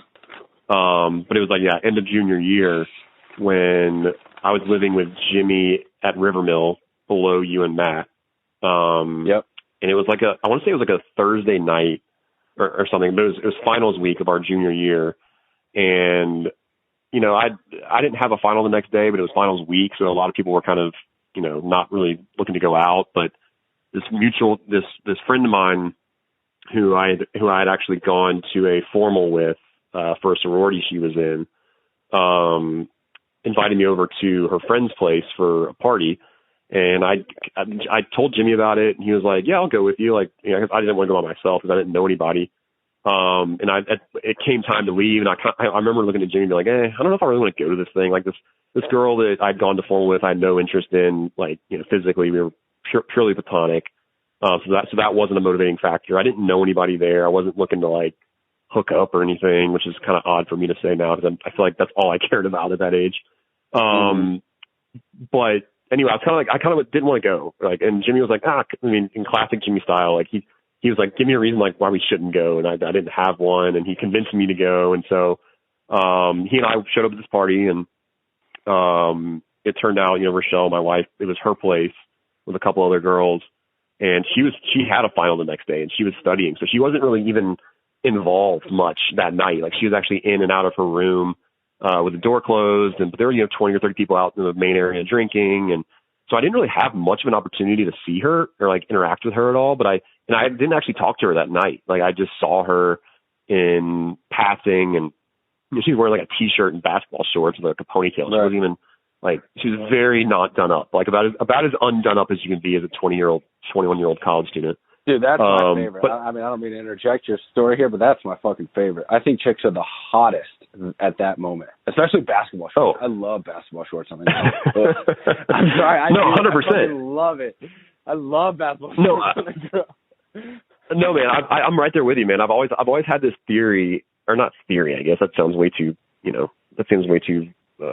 pretentious. But I've always had this thought that the gap of looks from a physical appearance of a physical attractiveness to a woman is what she looks like in the morning when she wakes up in bed, and to what she looks like, going out at night, like she's dressed up to the tens. If that gap is really, really small, then that's what you want. And that's what I've always kind of thought of. I've always looked for simple beauty. I don't want a spectrum. I don't want dolled up, super hot chick, and then, kind of needs an hour to kind of wake up and put her face on kind of girl, So that's exactly what Rochelle is. She looks great all the time. And I could tell, I saw her totally with not a drop of makeup on, not trying to impress anyone. She literally would just come out and grab a beer and then go back into study. So okay, this chick's cool as hell. She's studying, but she's drinking. You remember thinking that? So you remember being attracted to her that first night, even though she wasn't in the scene or part of the party or whatever. 100%. Yeah. There was just something there. There was just something there that and obviously I think I'm probably blowing it up now, but I think at the time I was just okay, this girl doesn't give a fuck. She's just she's in this crazy loud house party that she doesn't care. She has to study, but she's getting it done. She's going to go study and just kind of, not be annoyed by it, but she's also going to partake a little bit by coming out and socializing, taking a break. But I was interesting. But anyway, the point of all that is I never got a chance to talk to her. I never, she wasn't socializing to that extent. It was really tough to even see her for more than 90 seconds. So anyway, we leave the party and head back to our place. I think I ended up texting my friend either that night or the next morning, and I just said, "Yeah, who's that girl? I didn't even get her name. I was like, who's that girl who lives that place who is studying or whatever?" And she said, "Oh, that's our friend Rochelle."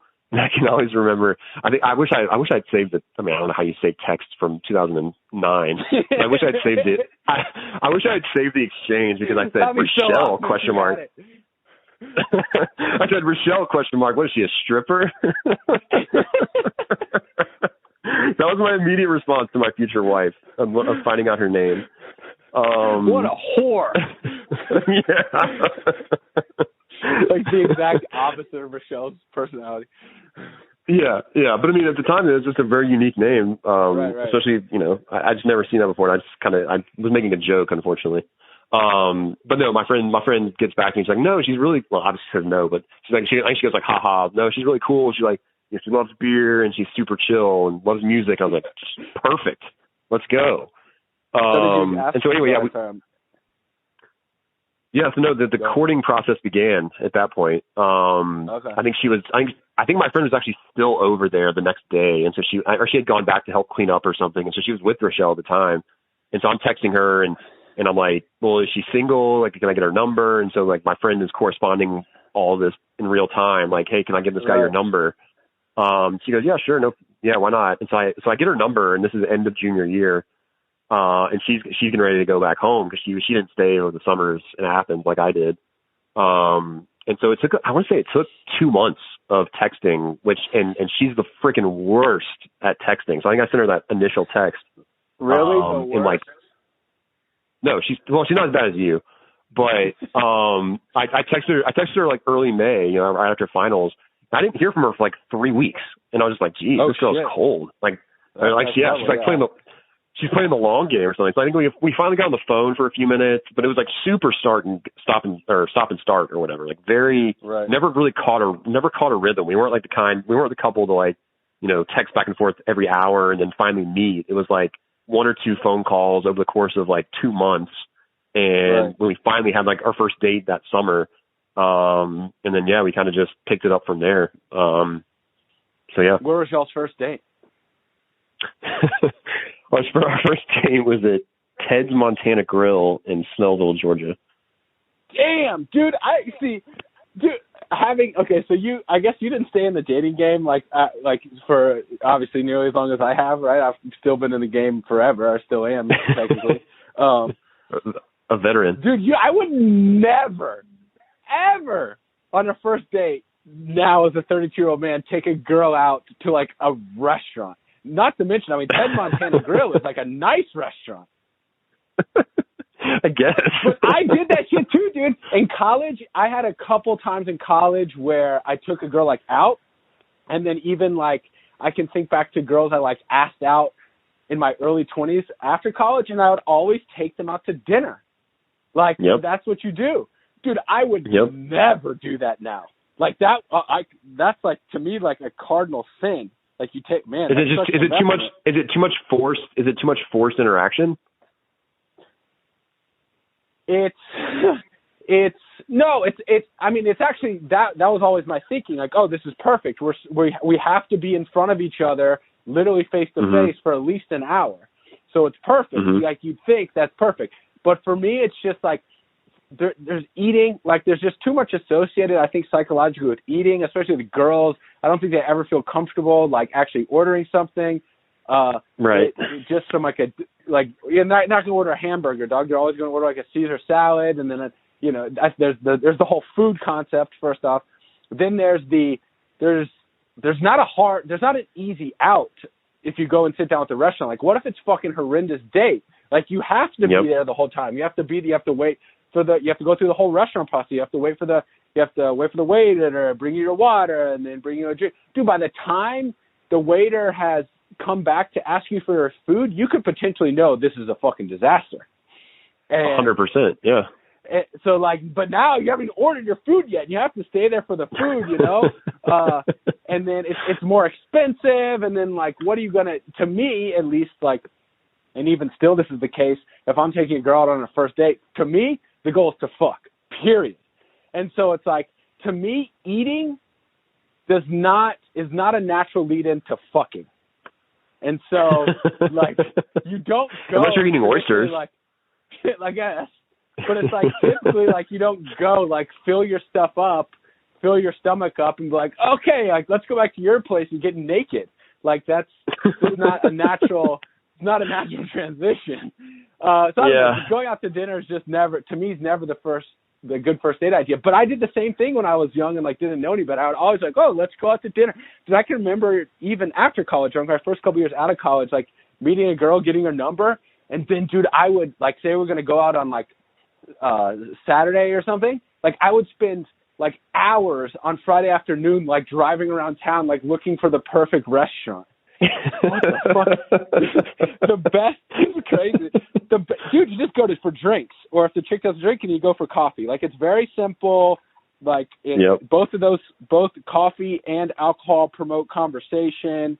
Like you can be in and out. If it's a disaster, you can be in and out in 15 minutes. Like one drink, one coffee. And then if it's going, on the other hand, if it's going really well, then it's like, okay, let's go do another activity. Let's just go take a walk around town, or okay, now let's go grab something to eat, or ideally let's go back to your place or my place. I don't know. Anyway, I'm totally fucking rambling here. You're such an animal, man. You're insatiable. Oh, I am. I'm a fucking animal, and I think most people are fucking animals and they're masking it. So I'm proud to be an animal. Probably. I mean, I'm like getting back involved in a relationship right now. I can feel it, but like, dude, even as recently as like a couple months ago, I did this. Like, went through this whole process again. It was the first time, like, since COVID, where I'm like, okay, I'm gonna go on some dates. Or anyway, I did this like in like October. I did this again, and once again, just went through the whole thing. Like, hey, just be very forward. Hey, we're meeting at this bar, or like we're meeting at this cafe to grab a coffee. Thank God I did, dude, because I went out with like 3 girls during the fall. Oh my God, and what a fucking disaster of human beings. All of them. I shouldn't say that. Like they weren't monsters or anything, and they weren't like bad people. But it's like, it's so obvious, like right off the bat, that like within 5 minutes, I know this is not going anywhere. Like, and so like I'm so glad I'm not like, waiting for, my food to be brought out and having, anyway. Sorry, I totally just. You just can't commit. You can't commit at this age. I mean, when you're 21, it's like, I don't know. But you don't know anybody. You're also like, this is what you do. Like, this is what you see in movies. Like, you have a girl out and you bring her to a nice dinner. And on the other hand, dude, it's also like very sweet and pure and nice and innocent. Like, here I am, I'm such an animal. Like, listen, kids, like the only thing you should be focusing on is getting your dick wet within 2.5 hours of making contact. Within first contact. Exactly. Moving for the kill. Yes means, or no means yes. But no, I don't know. There is something very sweet about it as well. Like, treating a girl, if you like a girl, you think you like it. And also the other thing is you guys had like a long courtship, so you also probably had a good idea. Yes.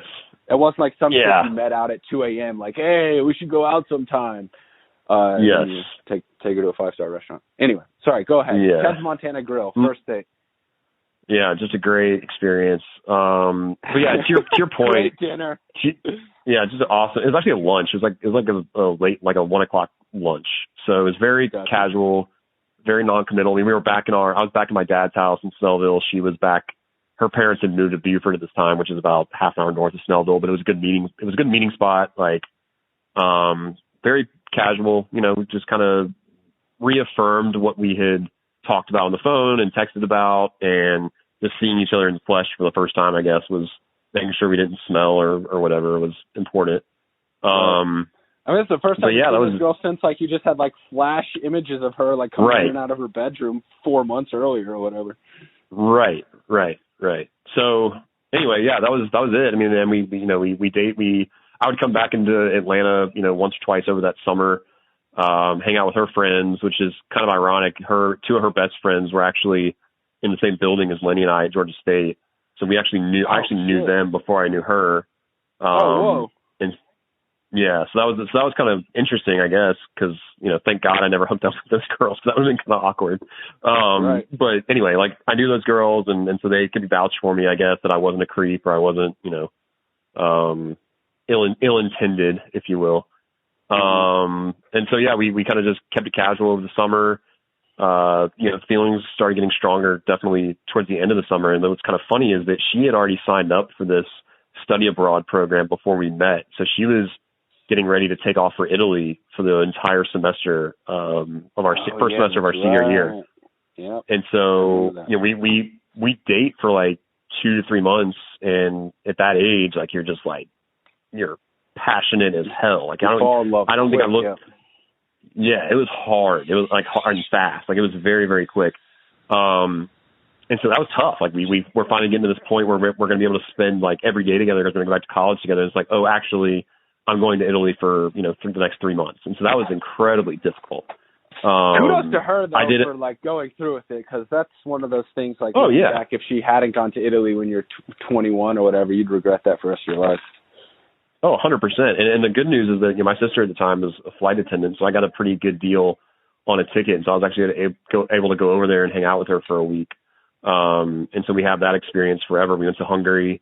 We went to, obviously, Rome, and she was staying in Montepulciano, which is like Tuscany, way out in the kind of boonies of Italy, wine country. So it was awesome. I mean, that was a cool little like experiment, like something. I was 21 at the time and never traveled outside of like the Southeast or the East Coast, and was kind of navigating this like rural Italian countryside by myself, like not speaking a lick of Italian. It was like another one of those like grow up moments. Like I was very sheltered, and you kind of get thrust in. I mean, you can obviously, you're the king of kind of just traveling by the seat of your pants and kind of doing whatever. But I had never done that before. That was like super daunting. But that was just proved like how much I really love this girl and how much I was willing to kind of step outside of my comfort zone for her. So that was definitely a good experience for sure.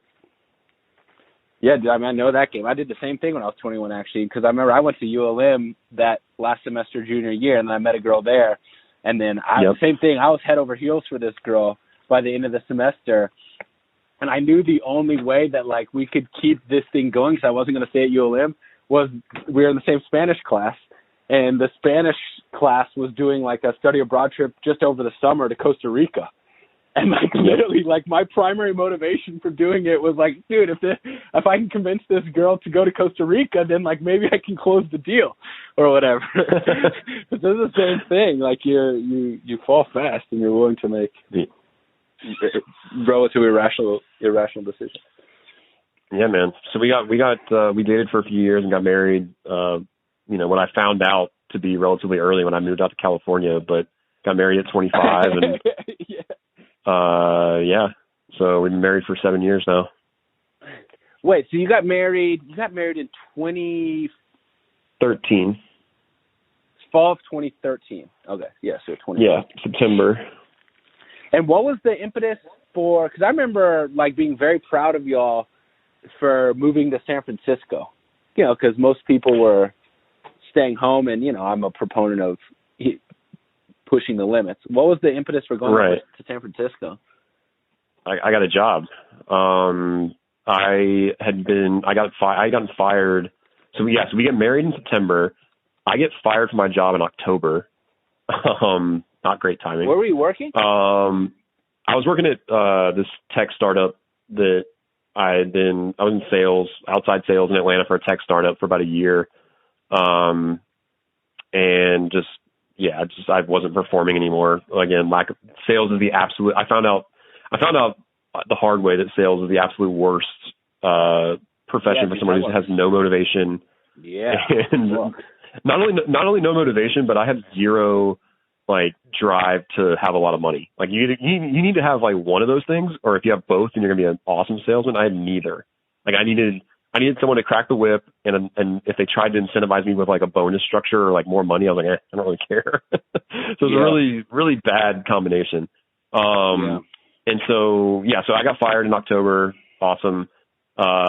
Married, just moved in together, and I don't have a job. And at the time, she was not super happy with her work. She was kind of a sales rep as well in the medical field. And again, another just total mismatch in professions. Like she was marketing and econ, or marketing majors with a minor in econ. And so she did not want to go into sales at all, but she was in a really good field because it's medical. And, when you get into healthcare and medical, you can kind of stay in that forever, which she still is into to this day, but in a more marketing component. But anyway, she wasn't super happy. We had just gotten married. I had been fired. And the sales that I was doing was in small business, like restaurants and kind of like, bars and stuff. And I was running across Square a lot. And so I ended up when I got let go, I ended up looking at their careers page, and they were starting a sales team, lo and behold, out in San Francisco at the end of 2013. And so I applied, and I got the job, and, they wanted me to move out to San Francisco, and I thought, shit, let's do it.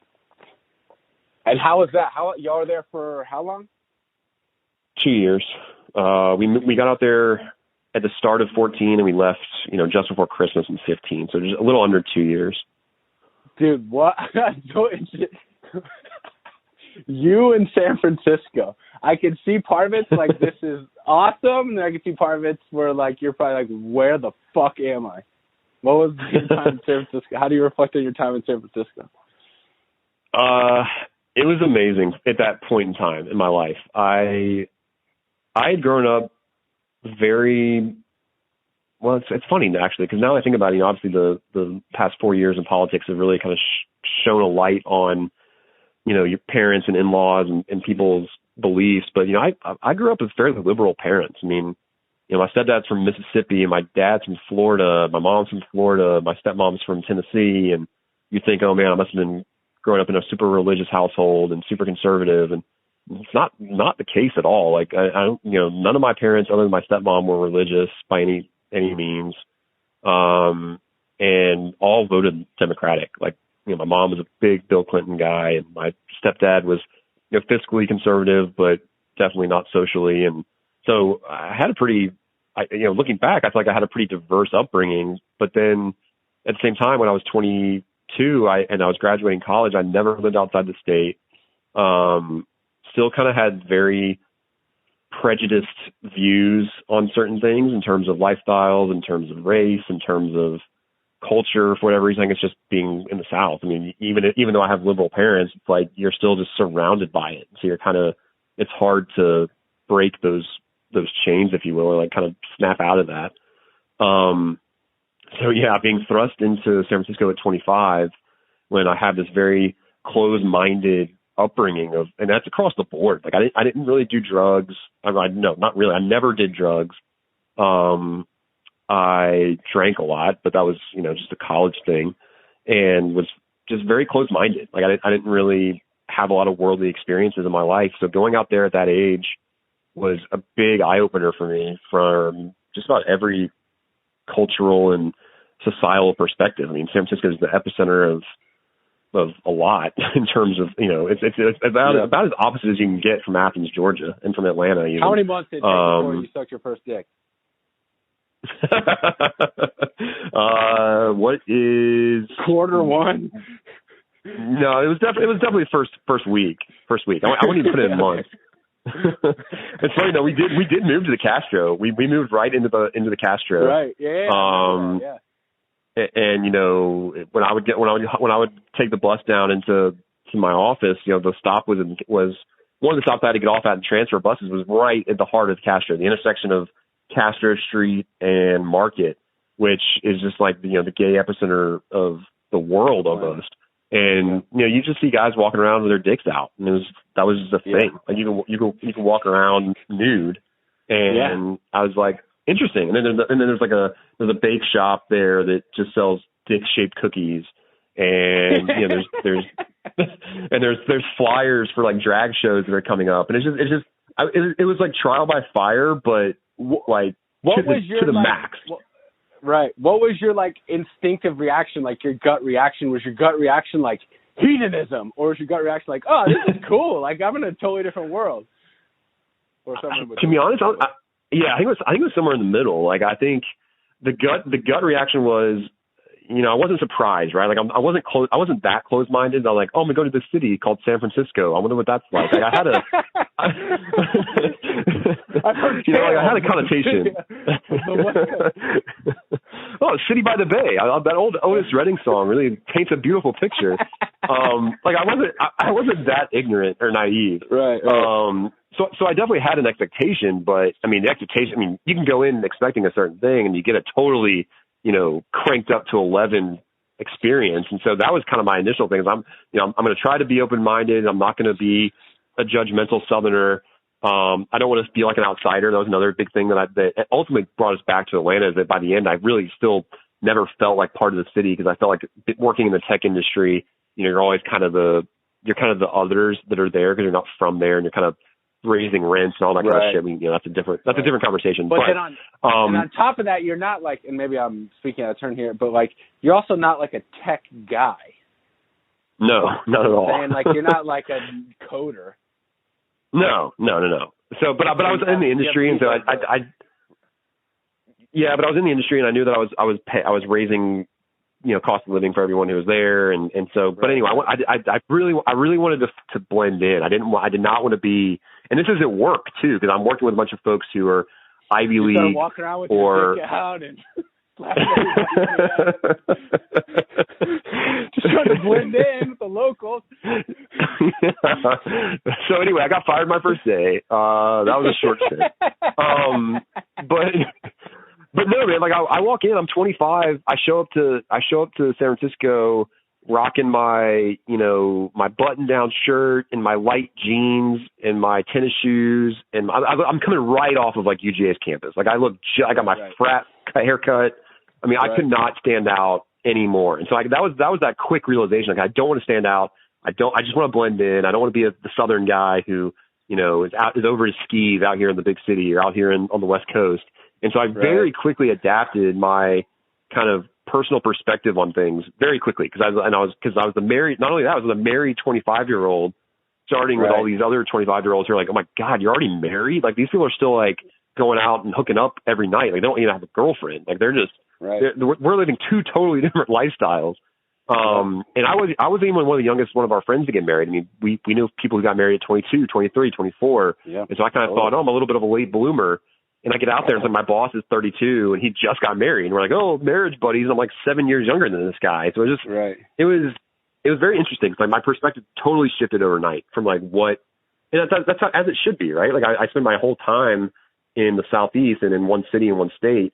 And then you get thrown into something else. It's like, okay, yeah, my perspective is a little different now. So that was kind of cool. That was the best outcome by far, was kind of just being shown a different way of living. And I eventually became really comfortable with all the crazy, San Francisco stereotypes of like, homeless people talking to rocks and like tripping on acid and, and people taking shits in the street. Like I saw more human feces out there than I've ever seen in my life. Like it was nuts, but it was awesome because I got that experience. I don't miss it. Like I'm glad that we had the experience. I'm glad we were there, but I don't miss it at all. Like when I would go back for work, I was like, this is fun, and I'll check out the normal haunts, but I'm glad I don't live here anymore, for sure. Right. And then y'all moved back 2006, so you're 28, about to be 29? Yes. At the 28. 28. Yeah, we moved back right before my 20th birthday. We moved back at the end of 15. So we officially were back here in the beginning of 16. And the primary motivation for moving back, was it professional or, like you said, the feeling of like longing for home?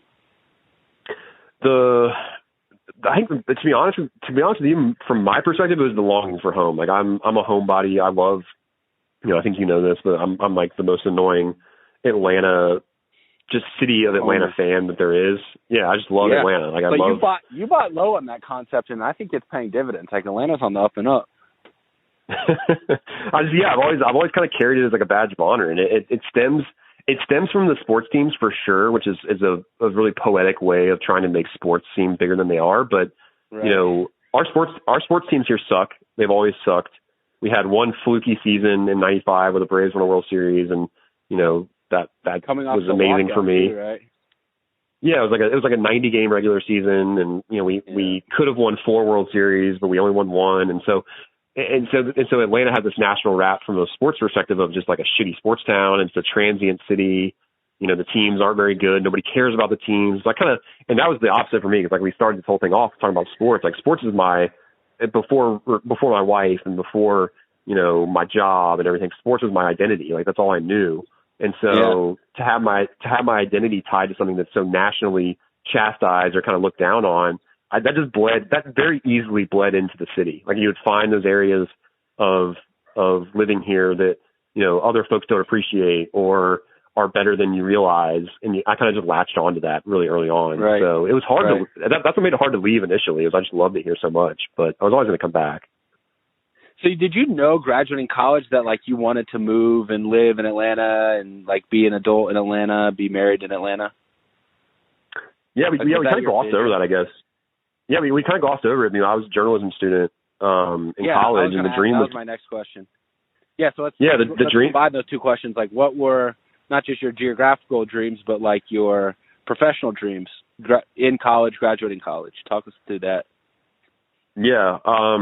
So my parents and grandparents were all newspaper people for the most part. My dad didn't stick with newspapers, really? But I didn't know that. Yeah, my granddad and my grandmother worked in Jacksonville for the newspaper down there for their entire careers. So I grew up, going to visit them, and they'd have their press clippings up on the walls, and they were they were Democrats as well, like very very liberal.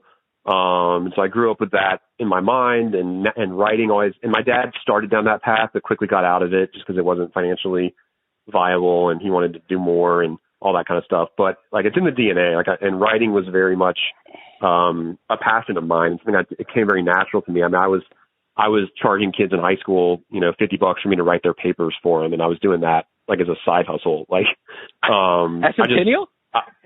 Yeah. I didn't know that. I mean, it wasn't like I only did it a handful of times. There was only a certain amount of kids who could afford that. But you've always been like an educational criminal. I know. It was so funny though. The one kid I did it for was so stupid. This one kid I did it for was so stupid. I didn't hold back at all. I just wrote my normal, essay style. That it was so blatantly obvious that he hadn't written it. That he got in big trouble. Right. But I said, hey man, sorry man, no refunds. Like I did the work. But anyway, policy. But anyway, that kind of ties into that side of the intelligence spectrum that we were talking about with Lenny and myself that I think we share, is that I intentionally chose journalism not for some holier than thou like spotlight moment where I was going to be this reporter and save the world. I just knew I was good at writing, and I knew that I could do it without a lot of effort, and I was going to get through school on time. That's all it was. Right. That's strictly all that it was. I could cover sports, which I did. I covered, softball and basketball and baseball for the Red and Black, the school newspaper, and I got paid for that, which was nice. But I knew I could do that. Got paid for that. Yeah, it was like $10 an article or something, and so but still, that was nice. Cool. You're professional. Yeah, it was beer. It was beer money. It was news clippings, and it was easy. Like it was very, very, very easy for me to do. Like the way I imagine, like Ford, our buddy, who is probably the most intelligent person that I know today. Maybe not ever, but he's just incredibly intelligent from like your standard, stereotypical view of intelligence. Like I imagine how math comes to him, or how finance comes to him, is how writing comes to me. It's just easy. It's like, and so I knew that. I was like, I'm going to do this because I'm not a good student. I'm not going to have that burning passion to have a 4.0. So I need to do something that's going to like remove all the barriers to entry, if you will, to get that degree. And that's what ended up happening. Right. So the dream though was to be a sports writer. I mean, I loved sports. That's all I knew. I could write really well, or really easily. And I was doing it in college. I was covering sports in college. And so it just seemed like the natural progression was to go to Atlanta, big media market, and just cover sports. I didn't know how it was going to happen, but that was the goal. And so I started right out of college. I got an internship at the Augusta Chronicle in Augusta, Georgia. General internship, just like covering local news, essentially. And thankfully, well, I was there on a 3-month term. It was a 3-month internship, and a month and a half in, a sports spot came open that they offered me on like the high school beat for Augusta. And I think the pay was going to be like $22,000 a year, benefits, all that kind of stuff. And I'm 22 years old, right out of school. And my parents are like, you're taking that job, right? And this is like, I'm still like a year into dating Rochelle, my now wife. She's back in Atlanta. I hate Augusta. I don't know if anybody who's going to listen to this is from there. I apologize, but it's a terrible place to be, especially in the summer, because it's 107 degrees. You love the Masters. Yeah, but the Masters is 1 week out of 52, and I was not there. I was not there for that. But anyway, so I turned down that job, turned down a whopping $22K right out of school in journalism, which I guess, $22K in journalism in 2010 is like a fucking $1 million. Yeah, I mean, I'm thinking, that's not a bad offer right out of college. I know, but it was living in Augusta, and it was covering, high school sports in Augusta, and I was like, maybe this isn't the dream. So I turned them down. They were kind of pissed off about it. And by the way, just a quick aside, that was the only time that my DUI had ever come up professionally. Because it was still new, and it was like my first job offer. And I remember going into the editor's office, and they were going to give me this written offer, and they're like, hey, we had something come up on your background report or your background check. And I had to like talk my way out of it, I had to like explain myself and that kind of thing. Right. And that was a little awkward, but I've never dealt with it. I've never dealt with it. Like, all right, cool. Job's still yours. Yeah. Yeah. I mean, I wasn't trying to. Listen, I've been arrested 3 times, and it's never come up once. Right.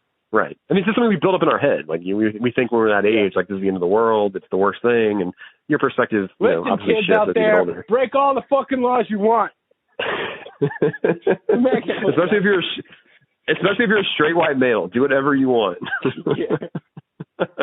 We have a slightly longer leash. I always talk shit to the cops too, and I've never been killed, so I don't know if it's fucked up. But it is. I mean, it is, man. Like it is a point of privilege. Like every time I have been arrested, I'm talking pretty mad shit, and I've never, there's never been any physical consequences. So that's a whole different story. Anyway, somebody says that. I think if you have a demonstrated track record of being a competent human being, right? You have a college degree. At that point, it's like it's a red flag, I guess, an arrest. But if they know you, if they've had a chance to know you person to person, it's not like it's not a fucking nuclear bomb. Right. So anyway, after going through all that, I turned them down. So they weren't too happy. I think the editor even said something to the effect of like, I stuck my neck out for you, like with the DUI thing or whatever, but you're going to turn it down. Really? Anyway. Yeah. I was like, okay, cool, man. So anyway, I moved back to Atlanta with no job prospects. I was blogging at the time for a alternative weekly newspaper here in Atlanta because they called Creative Loafing. Yeah. I started my own sports blog with them. And that was pretty much it. Like I was getting paid like $15 an article or something like that for Creative Loafing with zero health insurance, like zero anything. And I moved back home for like 2 months as I looked for the next gig. And thankfully, our buddy Lenny's older brother, Greg, who I'm sure some of these people who are listening to this will actually have seen on CNN lately. Like, he's killing it. This fucking election season has been money for Greg Bluestein. This guy's like a fucking celebrity at this point. Oh my God. Yeah, I texted Lenny the other night jokingly, like, hey, can you FaceTime Greg? This was on Tuesday night, on the night of the Senate runoff here in Georgia. And I was like, hey, man, can you FaceTime Greg for me real quick? He's like, why? I was like, I'm just joking. This is like a Super Bowl. Dude, I've had multiple random people text me, like, hey, is this guy Greg Bluestein Lenny's brother? Like, the people that I haven't talked to in years have texted me that. Anyway. Yeah. I mean, obviously they look the exact fucking same. Yeah, they look identical at less than. Anyway, so he was always my like, I don't want to say like mentor or anything. Like I never talked to Greg about it, but I always knew that he was a big deal in like UGA journalism. Like he was the editor. He was the editor of the college paper. He he was at the Associated Press at the time. Like he was definitely someone I looked up to in the field, and so he was able to get me a job at the Associated Press, seasonal job covering college football and college basketball that I was able to get pretty early from moving back from Augusta. So I did that for a full season, right out of my first like real job, I guess, working in the Atlanta headquarters of the Associated Press covering sports. So that was like kind of dream realized, I think, to a certain extent. Like, I mean, that was the vision, and I realized it really early on, which is not a lot of people get to do. But the downside is I realized. I had no idea. Really? No, I knew the creative loafing thing. I didn't even realize about the Augusta internship. I just knew the creative loafing thing. Yeah. So I was the Associated Press for about a year, but I realized really quickly like this is not what I want to do. I mean, I was working alongside industry veterans in their 40s, working the exact same job as me, and I was like, It's like, is this the ceiling? Like, is this like the pinnacle of my like professional career? Because I've already reached it at 22 years old, but that's not good. And so that was that kind of aha moment where it's like maybe showing up to an office at 1 p.m. on a Saturday and not leaving until midnight because you're covering West Coast college football games. Like maybe that's not what you want to do. Like, so anyway, that was the 1 year of actually using my degree. And ever since then, it's been kind of downhill as far as journalism is concerned. How do you reflect on that? Like looking back, do you have any regrets or wish you'd handled it differently? Just from my point of view, I entered college the exact same way you did.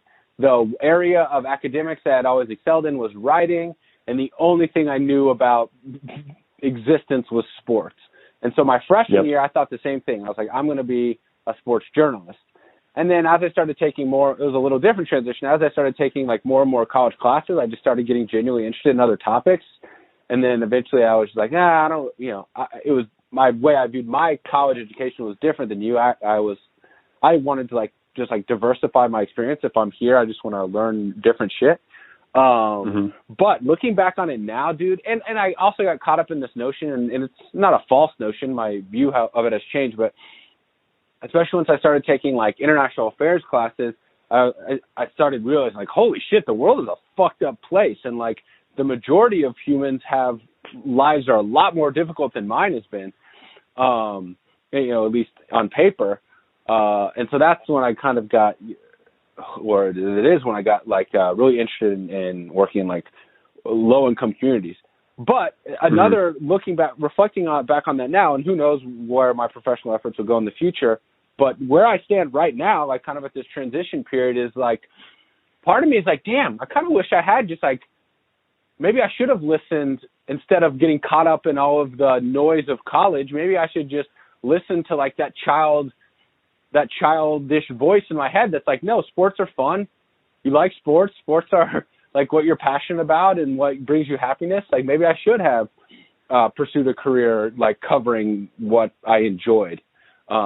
Even to this day, I think like, oh man, maybe I should have been a sports journalist. So how do you look back on it? So I think since I got a little deeper into the game, obviously, than you did, I have past coworkers who stayed the path, and so I still have kind of like these barometers to judge myself on. Like it's like because I can look at so and so who I worked with at Red and Black, or so and so who I worked with the Associated Press, or so and so who is my contemporary, and see where they're at, and kind of draw the line. Like, okay, would I be comfortable, as the UGAsports.com beat guy at 32, living in Athens? And I think the answer is no. Like, so I've been able to now without that vision, without that visibility into what could have been, I might have more of a wanting, but no, I have a very clear understanding that that just was not something that's not where I want to be. Like I love sports still, like it hasn't changed.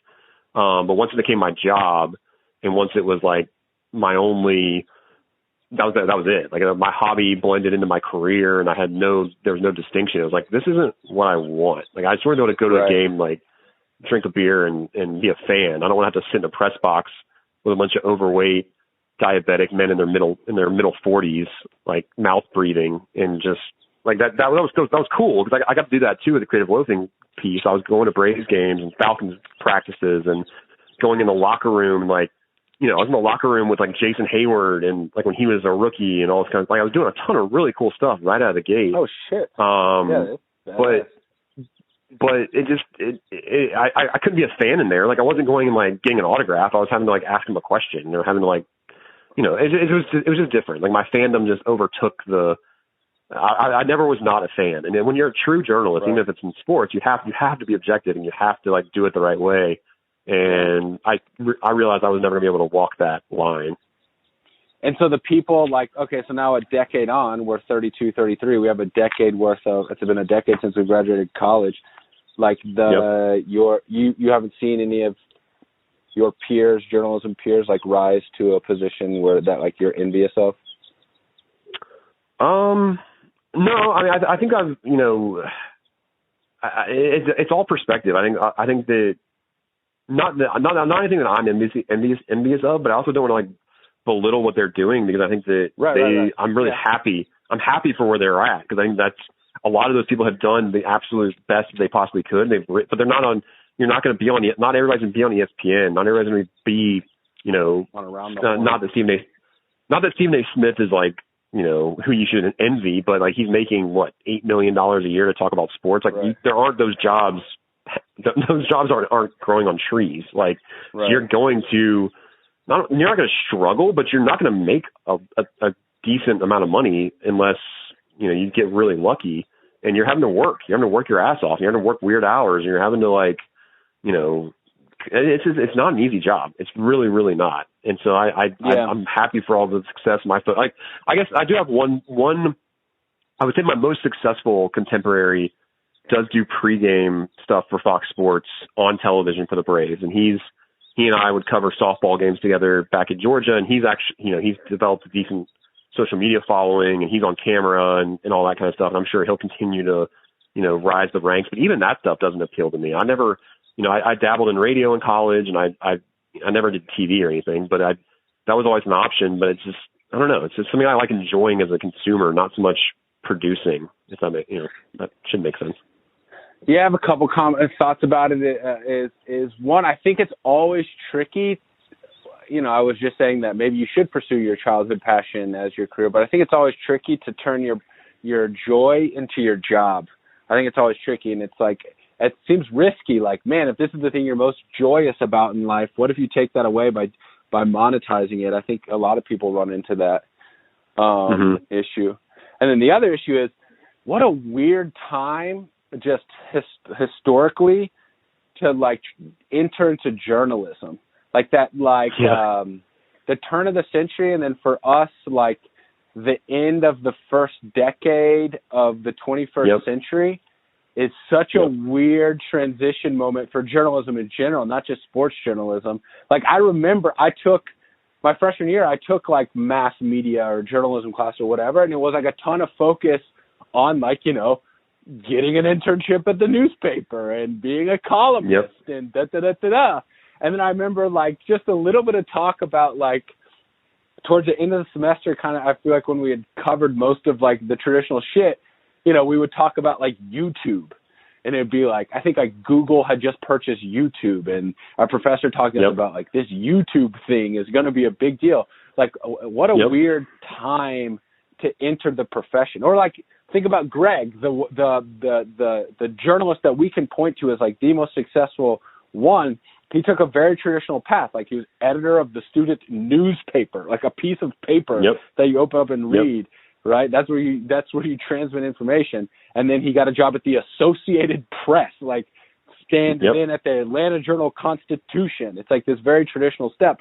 But I don't know if that world really exists anymore. Like what are kids entering college as journalism majors in 2020? Like what are their classes like? Like it's got to like, do they have classes on like podcasting and like Instagram, like Instagram stories or something? No, it's really funny that you mentioned that, because my class was a transitional class in itself, because I was the last graduating class from the School of Journalism at Georgia to graduate with a focus on newspapers. Like no one after me has newspapers written on their diploma. Now it's mass media. Now it's not mass media, it's digital media. That's the new, focus. You can go in and be in magazines, PR, or digital media. And so there's your watershed where it's like, okay, we're cutting off this newspapers idea because we know it's dying. And I learned about Twitter in college as well, like in a class. Like my journalism professor, who was in the industry for 25 years as a reporter, I think Twitter started sometime in the mid 2000s, late to, maybe like 04, 05, 06, somewhere in there.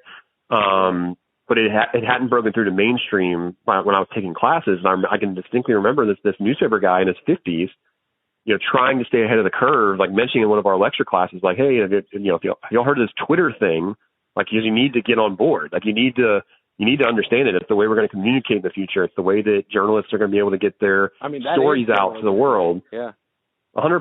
Yeah, 100%. So yeah, it was a really interesting time for sure. And the way that, folks nowadays, and I guess that would be my one regret, right? Like I had a lot of really great professors, in college, but the one that always comes to mind was this grizzly old, septuagenarian who was like a wartime reporter for the Associated Press, like the quintessential, and Greg and I actually had this same teacher, Professor Fink, R.I.P. He passed away a few years ago, but he was came in, he had the newspaper ink on his hands every day. Like he came in with that newspaper, and he was just your prototypical, stereotypical journalist. And it's just a bygone era. I mean, journalists aren't revered the same way they were back in his day, where you're holding truth to power and you're, in a big industry that's making lots of money. And so you have all this leverage behind you to, interview presidents and hold them to account and like do all this amazing work that was being done in generations bygone. And also you're revered because like the populace looks to you as like the arbiter of information, like the person who has the information. Now everyone has that information. Like exactly. There's no gatekeeper of information. Yeah, the industry's been totally turned upside down because of that. Like everybody is a reporter, everybody's a documentarian, and yeah, there's really just no. I mean, people like that they're gone. Like, they're never coming back. You're never going to have a true source of news that's it's weird. That is my one regret, like not being able to fight that good fight that like Greg is fighting, where he is the most objective, like nonpartisan. And I know I have assumptions of where he leans, but anytime I've hung out with him, and he holds his cards so close to the vest, and he is a true professional journalist. I kind of miss that, or I kind of miss having that opportunity to like enjoy or to kind of like live that really like, moral lifestyle where you're really doing good or trying to do good in the world, I guess. Like you're not saving lives. You're not a doctor. You're not, volunteering your time, but there is a very noble aspect of being a journalist. And I never really got to experience, which that's the one regret I would have, I guess. Do you think you will have do you have any profession? Like I started off this podcast talking about I'm going to have to do something else to earn money after this nanny gig. And I can't think of anything I want to do. I thought the other day, I went to the beach a couple months ago, and I see these dudes just chilling in this lifeguards house at the beach, and they drive around these cool Toyota Tacomas on the beach with a surfboard on it. And I'm like, that'd be kind of tight to be a lifeguard at the beach. But I got that. Like a fucking 5-year-old saying that. I want to be. Are you literally window shopping career paths? Kind of. I love it. I'm open. I love it. But do you have any professional ambitions going forward? Obviously, it's a different world now. So while the internet has entirely disrupted traditional career paths and exploded it, it also opens up, career paths. Is there? Do you have any? Do you think you'll change careers or pursue some crazy, even passion projects or anything like that? Yeah, I really do, and I think that. I think this is this is obviously a big can of worms as far as the desire or lack thereof to have children. But I do like having my options open. I do see a point where if I did have a kid or two that, I would have to stay on this kind of conservative, career path, making good money. I had insurance, my company is successful, blah, blah, blah. All those pillars kind of keep you on the right path because you need to do that for other people, to support your family, blah, blah, blah. It's one of the reasons why I've got the ripcord still, where I can just be like, you know what, fuck it. I work at Square for another year and, have a lot of savings, and I just go, I become a golf instructor at a resort on the West Coast or something, something that thought has crossed my mind probably every other month, where it's just because my buddy and I don't think you've ever met him. My buddy John, who went to high school with Rochelle, he and I took a golf trip over the summer out to the West Coast, coastal Oregon, in this public golf resort. It's like a bucket list kind of place for golf nerds. And so he's the only other friend of mine who is into golf as I am. And so we did that, and we spent the whole weekend with the same caddy. And this caddy is a 40-something-year-old dude who lives in like a 1-bedroom house on the coast of like rural southwestern Oregon and just carries golf bags, makes tips, and just seems like, I mean, you know, I don't want to be him, but that freedom that he had and like the ability to just like play golf and just live for yourself and not have to worry about anything is like incredibly romantic to me. Like that is very, very enticing. Those thoughts pop into my head when I have a bad day or when like I'm sick of like the bureaucratic BS that you deal with with a normal 9 to 5. And so I don't know if I would ever take that leap, but it's nice to know that I've got that ripcord available if I want to pull it, which if I had kids, I don't think I'd be able to do. Okay. All right. So a couple questions. So you do, so that like, you do think that's a possibility to just kind of like drop everything or just like shake up the Etch-a-Sketch basically, just like start over, new career, new home. That is on the table for you. 100%. Yeah. Okay. And so let's talk about the kids thing. You don't want to have kids, and you think that, and the primary reason for that, you think is that like you want the flexibility in the future to basically do whatever the fuck you want. I don't know if that's the primary reason. I think the primary reason is much more semantics related, much more like logistical, because I have a lot of nieces and nephews, and I know what it takes to go through all that. And I think about my day to day and how easily frustrated I am with like just like being a dog owner. Like I just can't imagine how frustrated I'd be to have kids and like not getting any sleep and all that kind of stuff. Like it's much more day to day that I think kind of scares me about parenthood. But there is the more, you know, bigger picture stuff, like having that ability to kind of change careers and just kind of fly by the seat of your pants a little bit. Like obviously any move that I were to make professionally or physically or whatever would be with some safety net. Like I'm not just gonna quit my job tomorrow and just, you know, throw all my savings and, you know, into the stock market or throw all my savings into a lottery ticket or something and be totally off the wall. Like I'm going to have some sort of safety net to where I could make that jump. But I just know that the more grounded you get with a family, like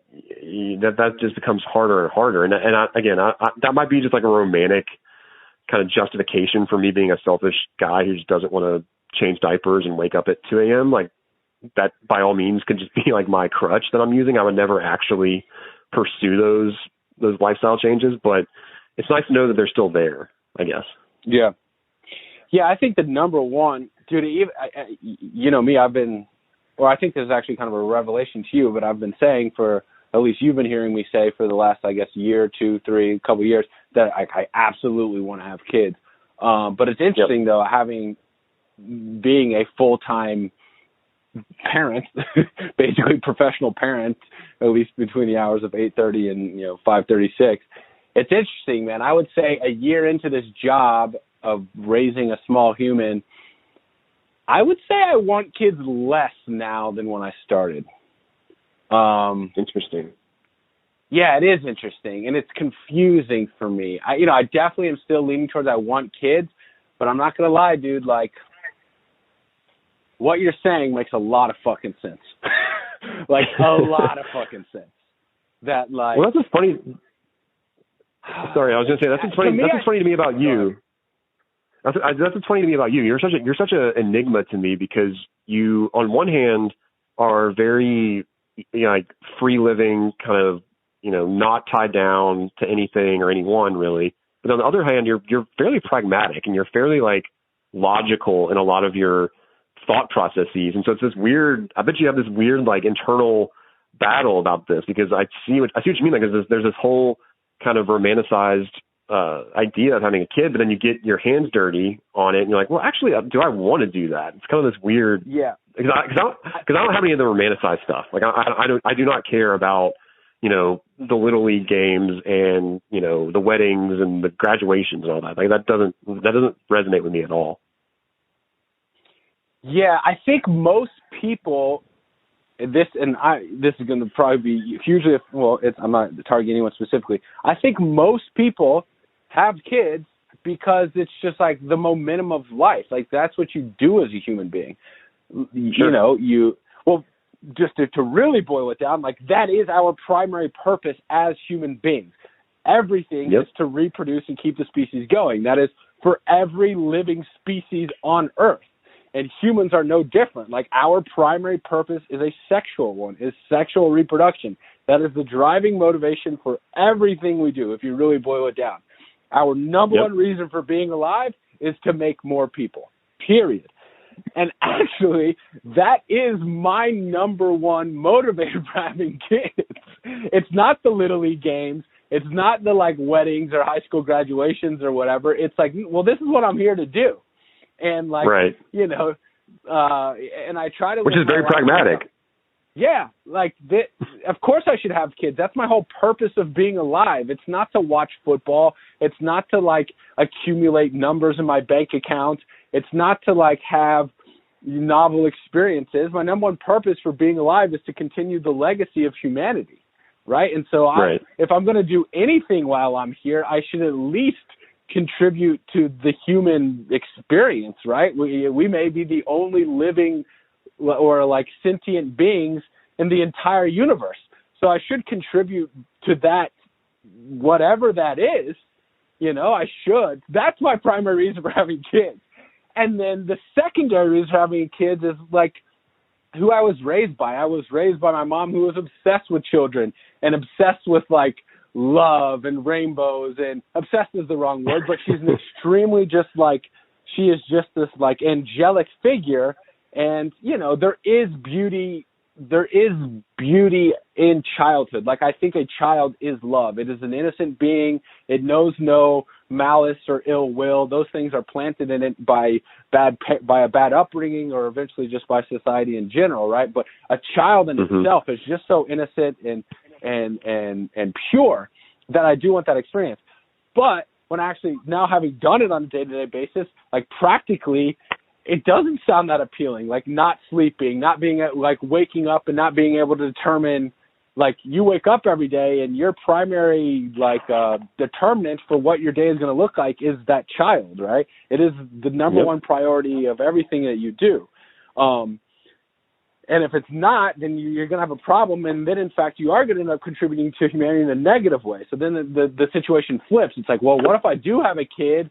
And it's like you're saying, I'm not all in on it, or I'm like resentful, or I'm not a good father. And then all of a sudden, maybe my net impact on humanity is a negative one, because now I've raised like a broken human or whatever, you know? Right. So I don't know. Right. It's funny. I came here thinking, I came to LA a year ago, 100% I want to have children, no doubt about it. But it's interesting. A year later, I actually am entertaining, like, and I've had a few conversations with you about it over the past year as well, and it's been very informative for me to hear you reflect on it, because you haven't expressed any desire whatsoever. And I think, and dude, I don't know. I hope I've made this clear before, and if I haven't, like, I want to make it clear now. I think that's like, I think it is so not only refreshing but like needed and beautiful that you don't, because guess what? We don't need any more fucking humans on this planet. It's like, we got plenty of them. We need people to start making that decision that, like, hey, I'm not going to, like, replicate myself. We don't need more fucking people. And like I said, I think most people do it, because that's just like, well, it's our biology is telling us to do it constantly. But it's 2020. Right. Like, you can fuck and fulfill that biological instinct without like having a human come out on the other end. Like, you can just have sex. But then I think in 2020, especially in the modern world, I think people struggle for purpose, because and this ties back to the kind of theme I was talking about earlier about struggle creating success. You know, I think in 2020, in the Western modern world, for most people, we're not struggling to survive on a daily basis. So if you're not struggling to survive on a daily basis and your survival is just given, well, you've got fucking 16 hours a day, 16 waking hours a day where you have to fill your time. And, you know, if you're not feeling the pressure of survival, then you're just like existing. So I think most people like struggle to find purpose. And you can find your purpose in your work, or you can create another human being. And guess what? You've just baked purpose for 9 months, and now you have eternal purpose, because now this being depends on you. And so I think a lot of people like lack purpose in their lives or lack direction or meaning. They're not finding it in their profession. They're not finding it in their relationships or their passionate pursuits. And so you just make a baby, and then now all of a sudden you've got a purpose. And yeah, I mean, that's, I don't know if that's good or bad, but it's, I don't know. I think we need more people. I just don't think most people, no, I shouldn't say most. I think there's plenty of people out there having kids who don't want to have kids. And it's like, right. Dude, we need less kids. We need less people. So like, don't have them. I think so. Yeah. In some ways, I think like your stance is a heroic one. Honestly. Well, tell me. So it's funny because I always wanted kids too. Like until the age of 25, 26 or whenever my sister started having kids, like I always wanted them as well. Again, more from a biological perspective, more from a societal expectation perspective. That's just kind of what you do. And so I think, and I've gotten in my own head now over these last few years because we're way past the point, not past the point, but we're well into the later stages of being able to have kids, biologically and societally and financially and all that kind of stuff. Like we've been in the sweet spot here for a while, and it's still not coming.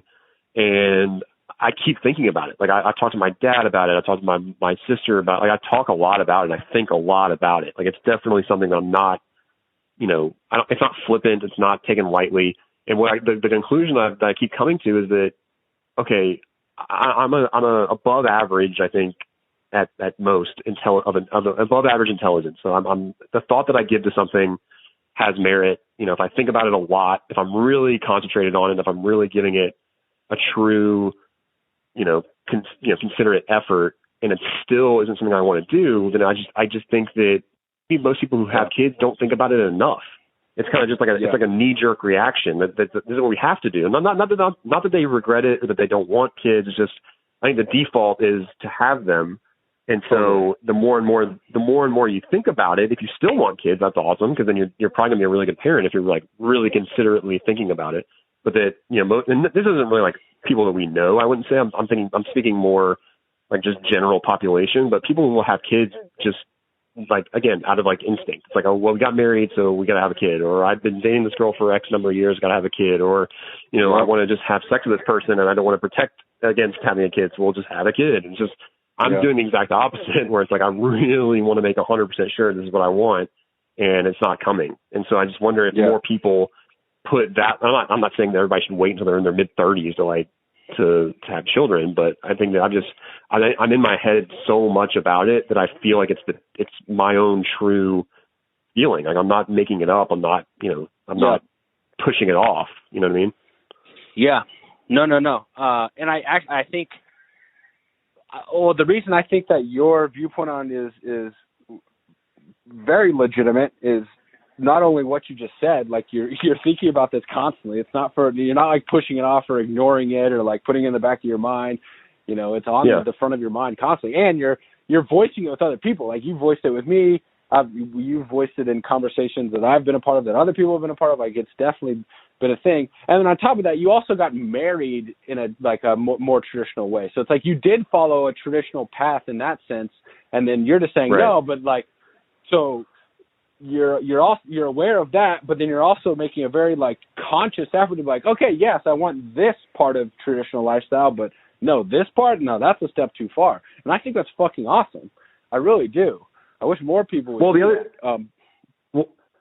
other thing too, like kind of tying back to the career barometers, where I've got other folks to kind of look at of what could have been or what the hypothetical would have been in my career. Now I've got that as a parent. Like I've got Ford, who's got 2 kids. I've got Jimmy, who has a kid. Ford Torrey just had his first kid in the fall. I don't know if you knew that. Oh, did he? Wow. No, he's got a 3-month-old. Everyone's got kids. Lenny's got a fucking kid. Hunter's got a kid. I mean, all of our friends have kids at this point. Griff is pregnant. Yeah. So I can see. Exactly. So I can see all those experiences, and I think that if you'd have told me when I was 27 that I would see all my best friends have kids, that would just be a natural push for me to want to have kids.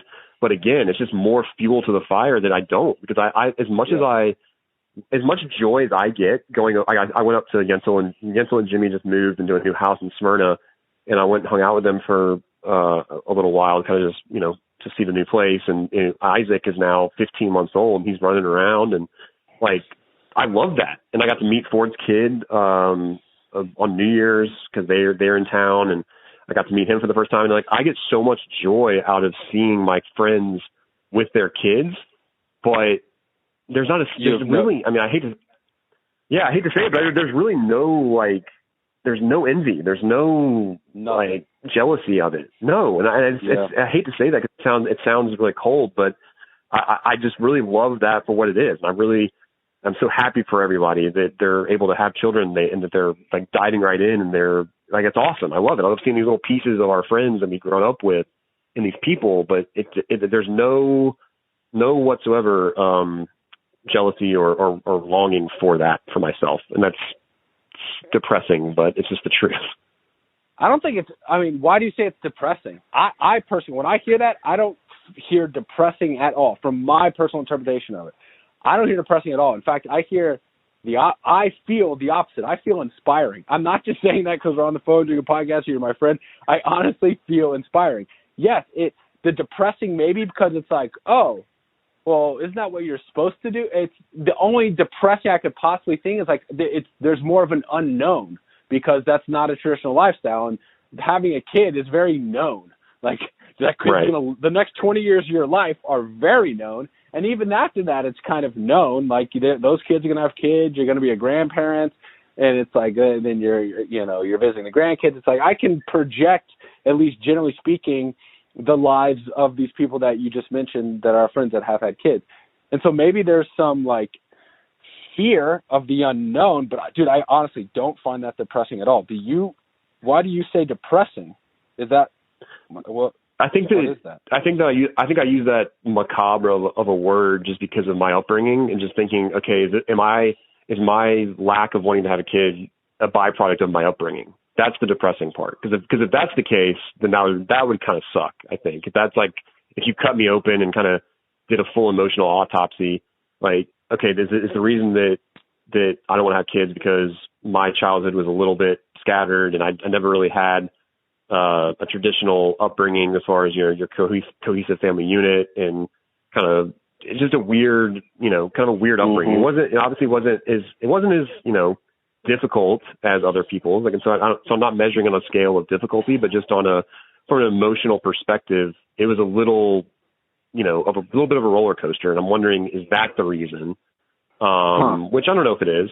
If it is, I think that could be depressing. Like if my environment and if my parents didn't pass down like that DNA or that desire to have children, that's interesting. I guess depressing is a little bit of a harsh term, but yeah, I don't know. That was just where my brain went initially.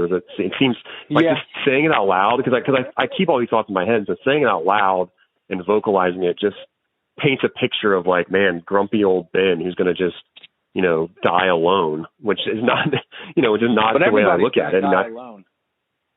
Right. It's not like you have to bring your kids with you into heaven or like everyone dies. I mean, more than likely we're all going to die and then it's over.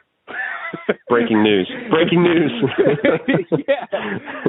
Everything just fades to black and your journey is over.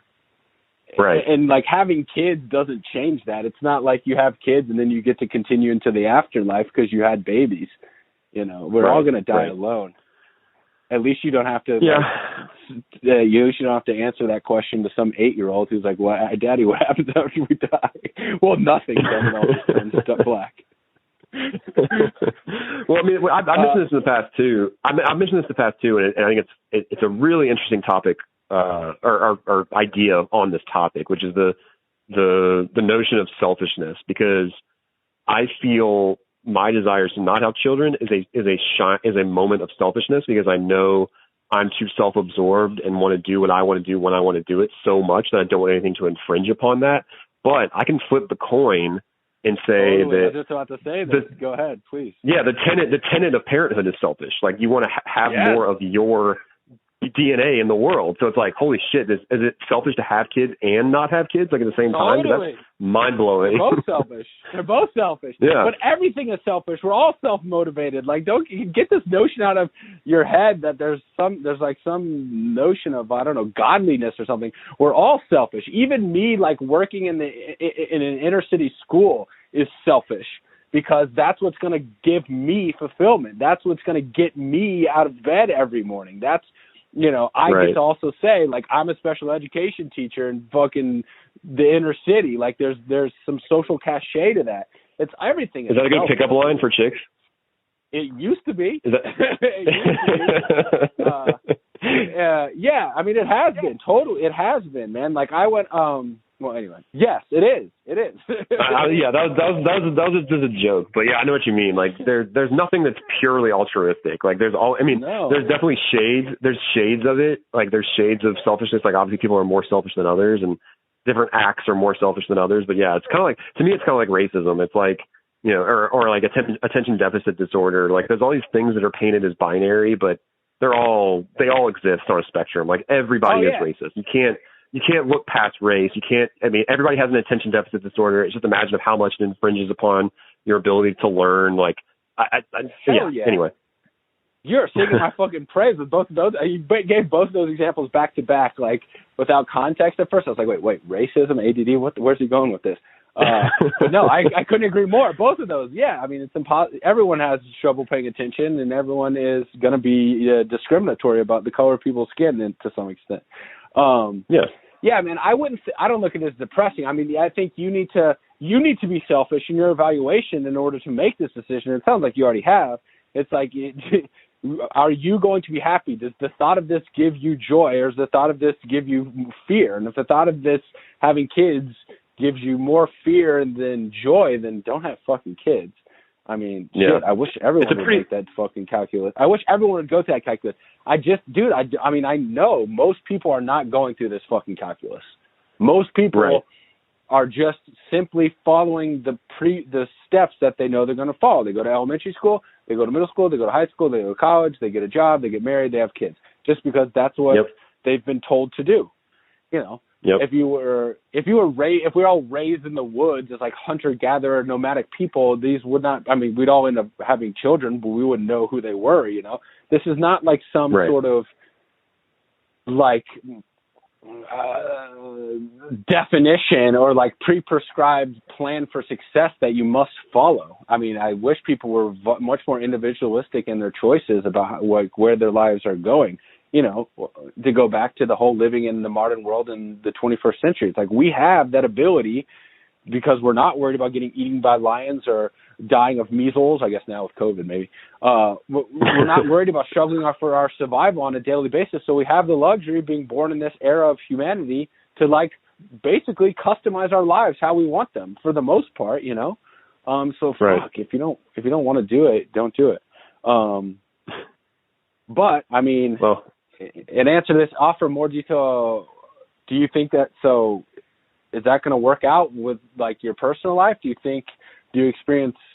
anticipate struggle or strife on this issue in like these next couple of years? As you said, like you're kind of entering the final stage of potential procreation time. I guess as a man, you could, take it into your 40s or 50s or even 60s, I guess, if you're particularly potent. But like, how do you think you're going to navigate through this time?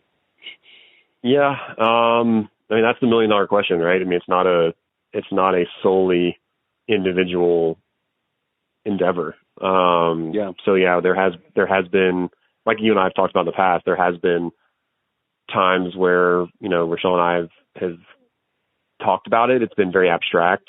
Because I think she knows where I'm at. I've kind of made that known, more so than she would like. I don't know. We're definitely not on the same page. I'd say we're probably not in the same chapter, but I would say we're probably closer. I'd say we're probably closer aligned than one would think. But it's still an issue. It's definitely still an issue. I think that in her world or her eyes, I think if we just went off of all contraception and just kind of winged it and just saw what happened. And if it happened, great. If it didn't, great. Like, that's kind of her mindset. That terrifies me. Obviously, I think I mentioned that to you in the past. Like, that kind of flip of a coin isn't really how I'd want to go about it. I want to make a very, concerted, educated decision of when and how to do it versus just kind of letting it go. But at the same time, if that was where we met in the middle, where it's like, we're not going to have an ovulation calendar out, we're not going to take, hormones, we're not going to like plan it out like it's a freaking, game plan or something, then we just kind of left it up to chance, so to speak. I could live with that, I think. Oh, I could live with that. Okay. I haven't heard it. That seems like a recent development. I could live with that. Yeah, I just think, that's the ultimate selfishness, I think, would be for me to say, I don't want children, so I'm just going to cut off all opportunities and infringe upon, my wife's ability to do something she might want to do. So I think that a decent human being would try to find a middle ground, which I think is what that is, which is, we're not having sex every day. So like the likelihood of the whatever number of times on an annual basis, it's all going to line up is, at our age, right. You can do the math, and it's not, we're not 17 and we're not hooking up. Right. Yeah. It's not a guarantee. I think it's a likelihood probably if we really, if we kept it up for the next 2 to 3 years or something, it would eventually happen. But there's also that small chance that it doesn't. And so I think I could live with that. I could live with just rolling the dice at that point. Okay. But the real question is, obviously you could live with it, it's like you're going to have a kid and kill yourself. Although I do think that happens. I do think that happens to people. I do think it happens to like people that didn't really want to have kids. All of a sudden they found themselves with a level of responsibility that they never fucking imagined, and it's too much for them. And, I think that does happen to people. Dude, talk about a selfish act. Like, that's the ultimate selfish act, is if like you do have kids and you're just not man or woman enough to like handle it, but now you have someone who depends on you and you just decide to like, I'm out of here and take the easy way out. That to me is like the ultimate act of selfishness. Or I guess even more so than that would be, or not more so, but like also just like leaving, right? That's what my dad did. He didn't want to have kids. Right. He ended up getting a woman pregnant. He's like, oh, well, good luck with that one. That's your problem. Which also is very common, even more common than suicide, obviously. Sure. How do our like more traditional, so every one of our mutual friends from high school and college is leading a more traditional lifestyle, right? Like college, job, marriage, kids. And once again, no shade at that whatsoever. I don't want to be sound like I'm disparaging that at all. Other than Dave, which is crazy, but even it is. Anyway, when you talk to our friend group about that, those that are married with kids, what is their response to you? I don't know, man. Like, honestly, I haven't really had. I mean, you're by far and away the most, and Lenny, I guess, are the most in-depth conversations I've had about this. And I think I do that intentionally because I just, Lenny can handle it because he's just a certain personality type, but there's a definite mood or vibe that I give off, or I think anybody gives off who doesn't have kids and they talk to people with kids, where I'm going through this inner struggle of, do I want them? Do I not? I'm leaning not. And I just feel like it's not a fair fight. Like they have kids, so they're obviously going to say that it's the greatest thing in the world. And I believe them when they say that. And they're going to, my sister was really bad about this when she first started having children, and I was leaning towards not. She's like, well, she was trying to be like a salesperson for humanity, and she's like, well, no, you need to have kids. What are you going to be doing with your life? Like all this kind of stuff. And it's like, okay, like the hard sell isn't going to work. Argument ever. Exactly. That's exactly the exact argument that I was making before. It's like you lack purpose in your life, so you're going to make a human. Right. What? Right. Exactly. So that hard sell approach doesn't really work. And I would imagine that, again, all of our friends are new parents, they don't have a 16-year-old who's in and out of jail. Yeah. Selling textbooks. Exactly. Yeah. No, but it's true, dude. There's this. It's so true, dude. Like this. It's hard not. I mean, these little humans, right? These little toddlers. Their entire appearance is designed biologically for you to like fall in love with them. It's like a fucking puppy. Right. You can't help but feeling like a sense of attachment and love for like a beautiful little puppy dog, you know. But that's a biological trick.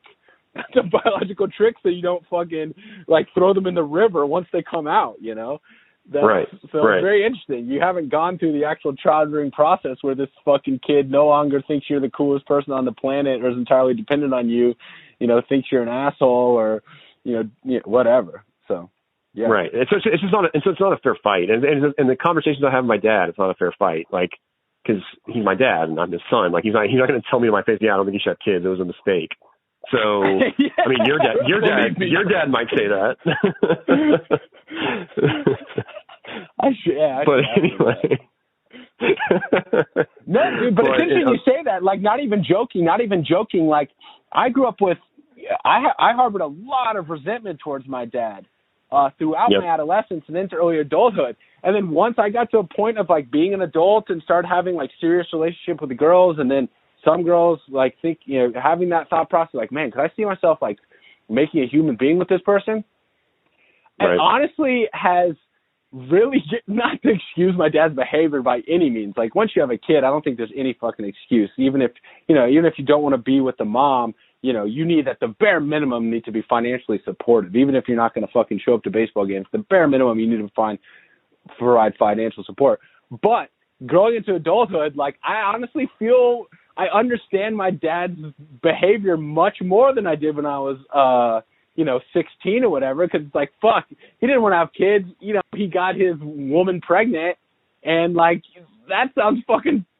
If you don't want that, that's the worst news ever. So like, I can understand just totally fucking bailing. Like, it's a fearful cowardice tactic, but I mean, I understand it from a rational perspective. Like, fuck this. Right. Yeah.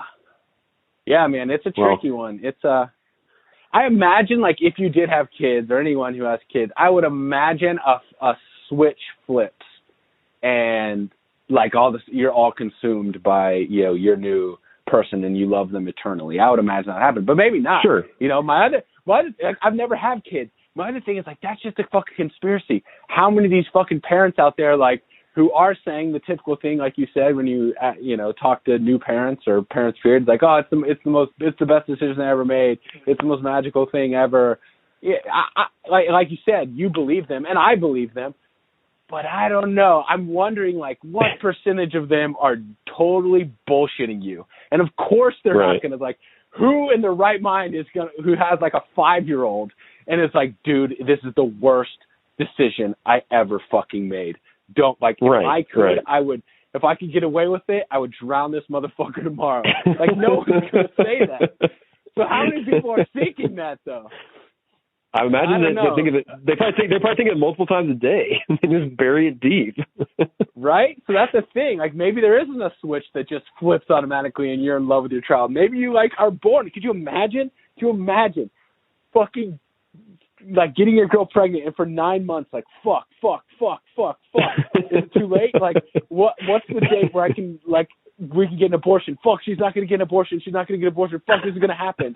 And then for the next 20 years, you're stuck with this fucking thing, like, all of your money going into it, like, constantly, and you never wanted it to be there. Like, I imagine, especially on the father side, I got to think biologically on the female side, like, there is literally, like a neurological development that occurs. Like, you are having that thing come out of your body. I got to imagine there's chemicals that you just can't avoid that make you be attached to this thing. But I got to think on the dad side, like, all you're unless you're Casey Anthony.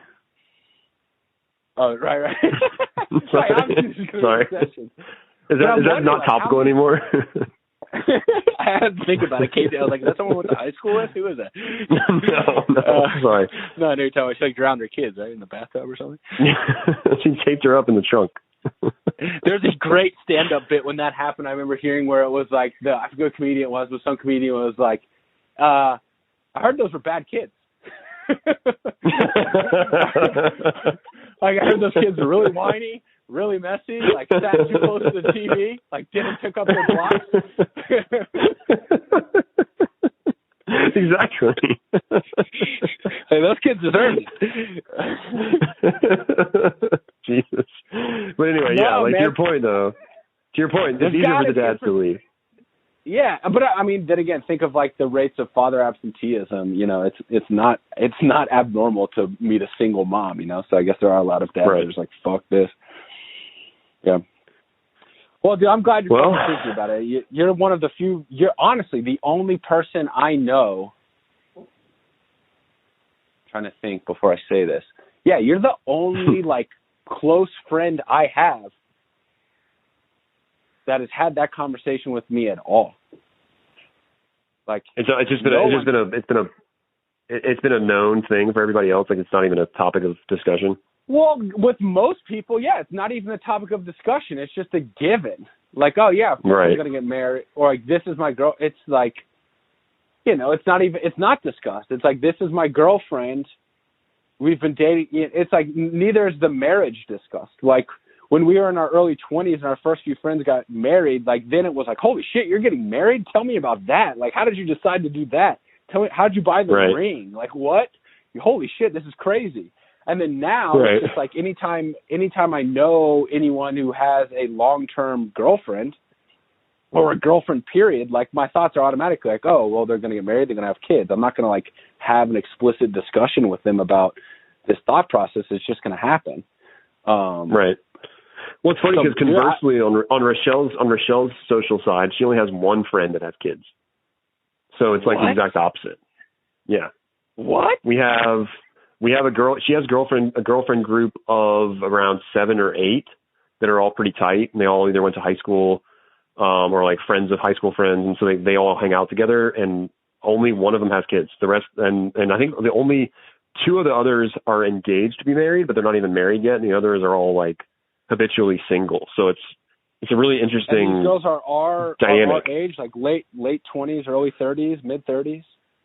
They're actually older. I mean, most of they're all 30 to 35.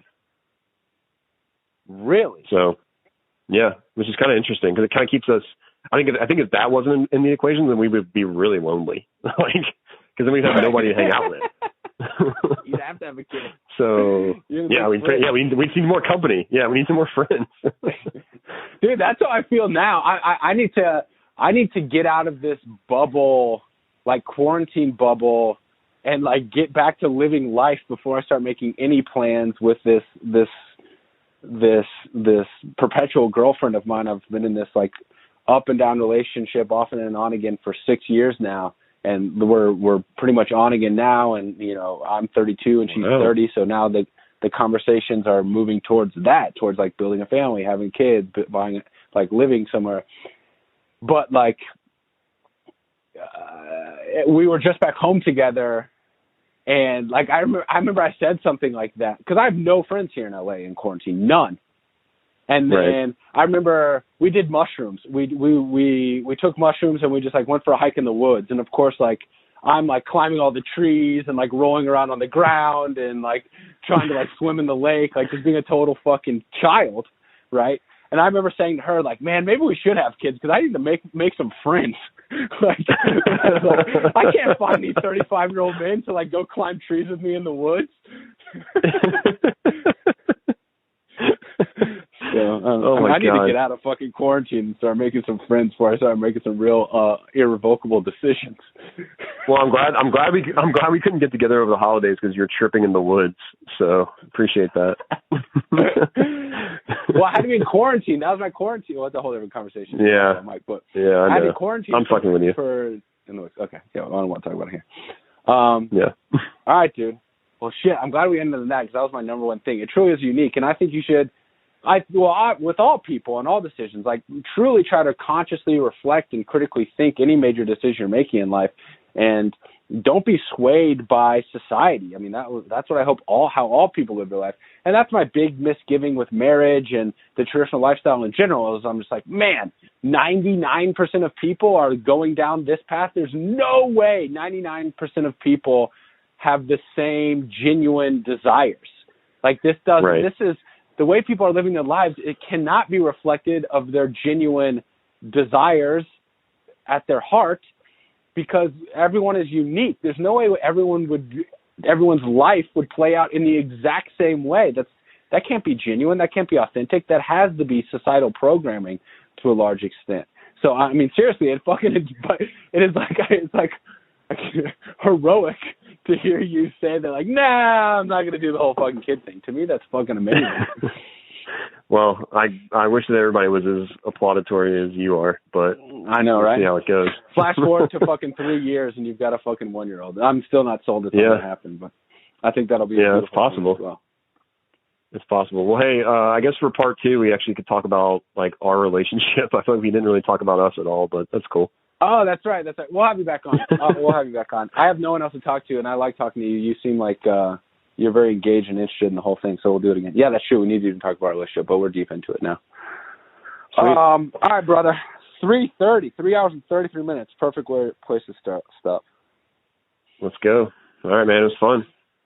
All right, brother. I miss you, man. I love you, brother, and we'll see each other sometime here soon when all this nonsense has died down. Yeah, man. Miss you too. Love you too. All right, dog.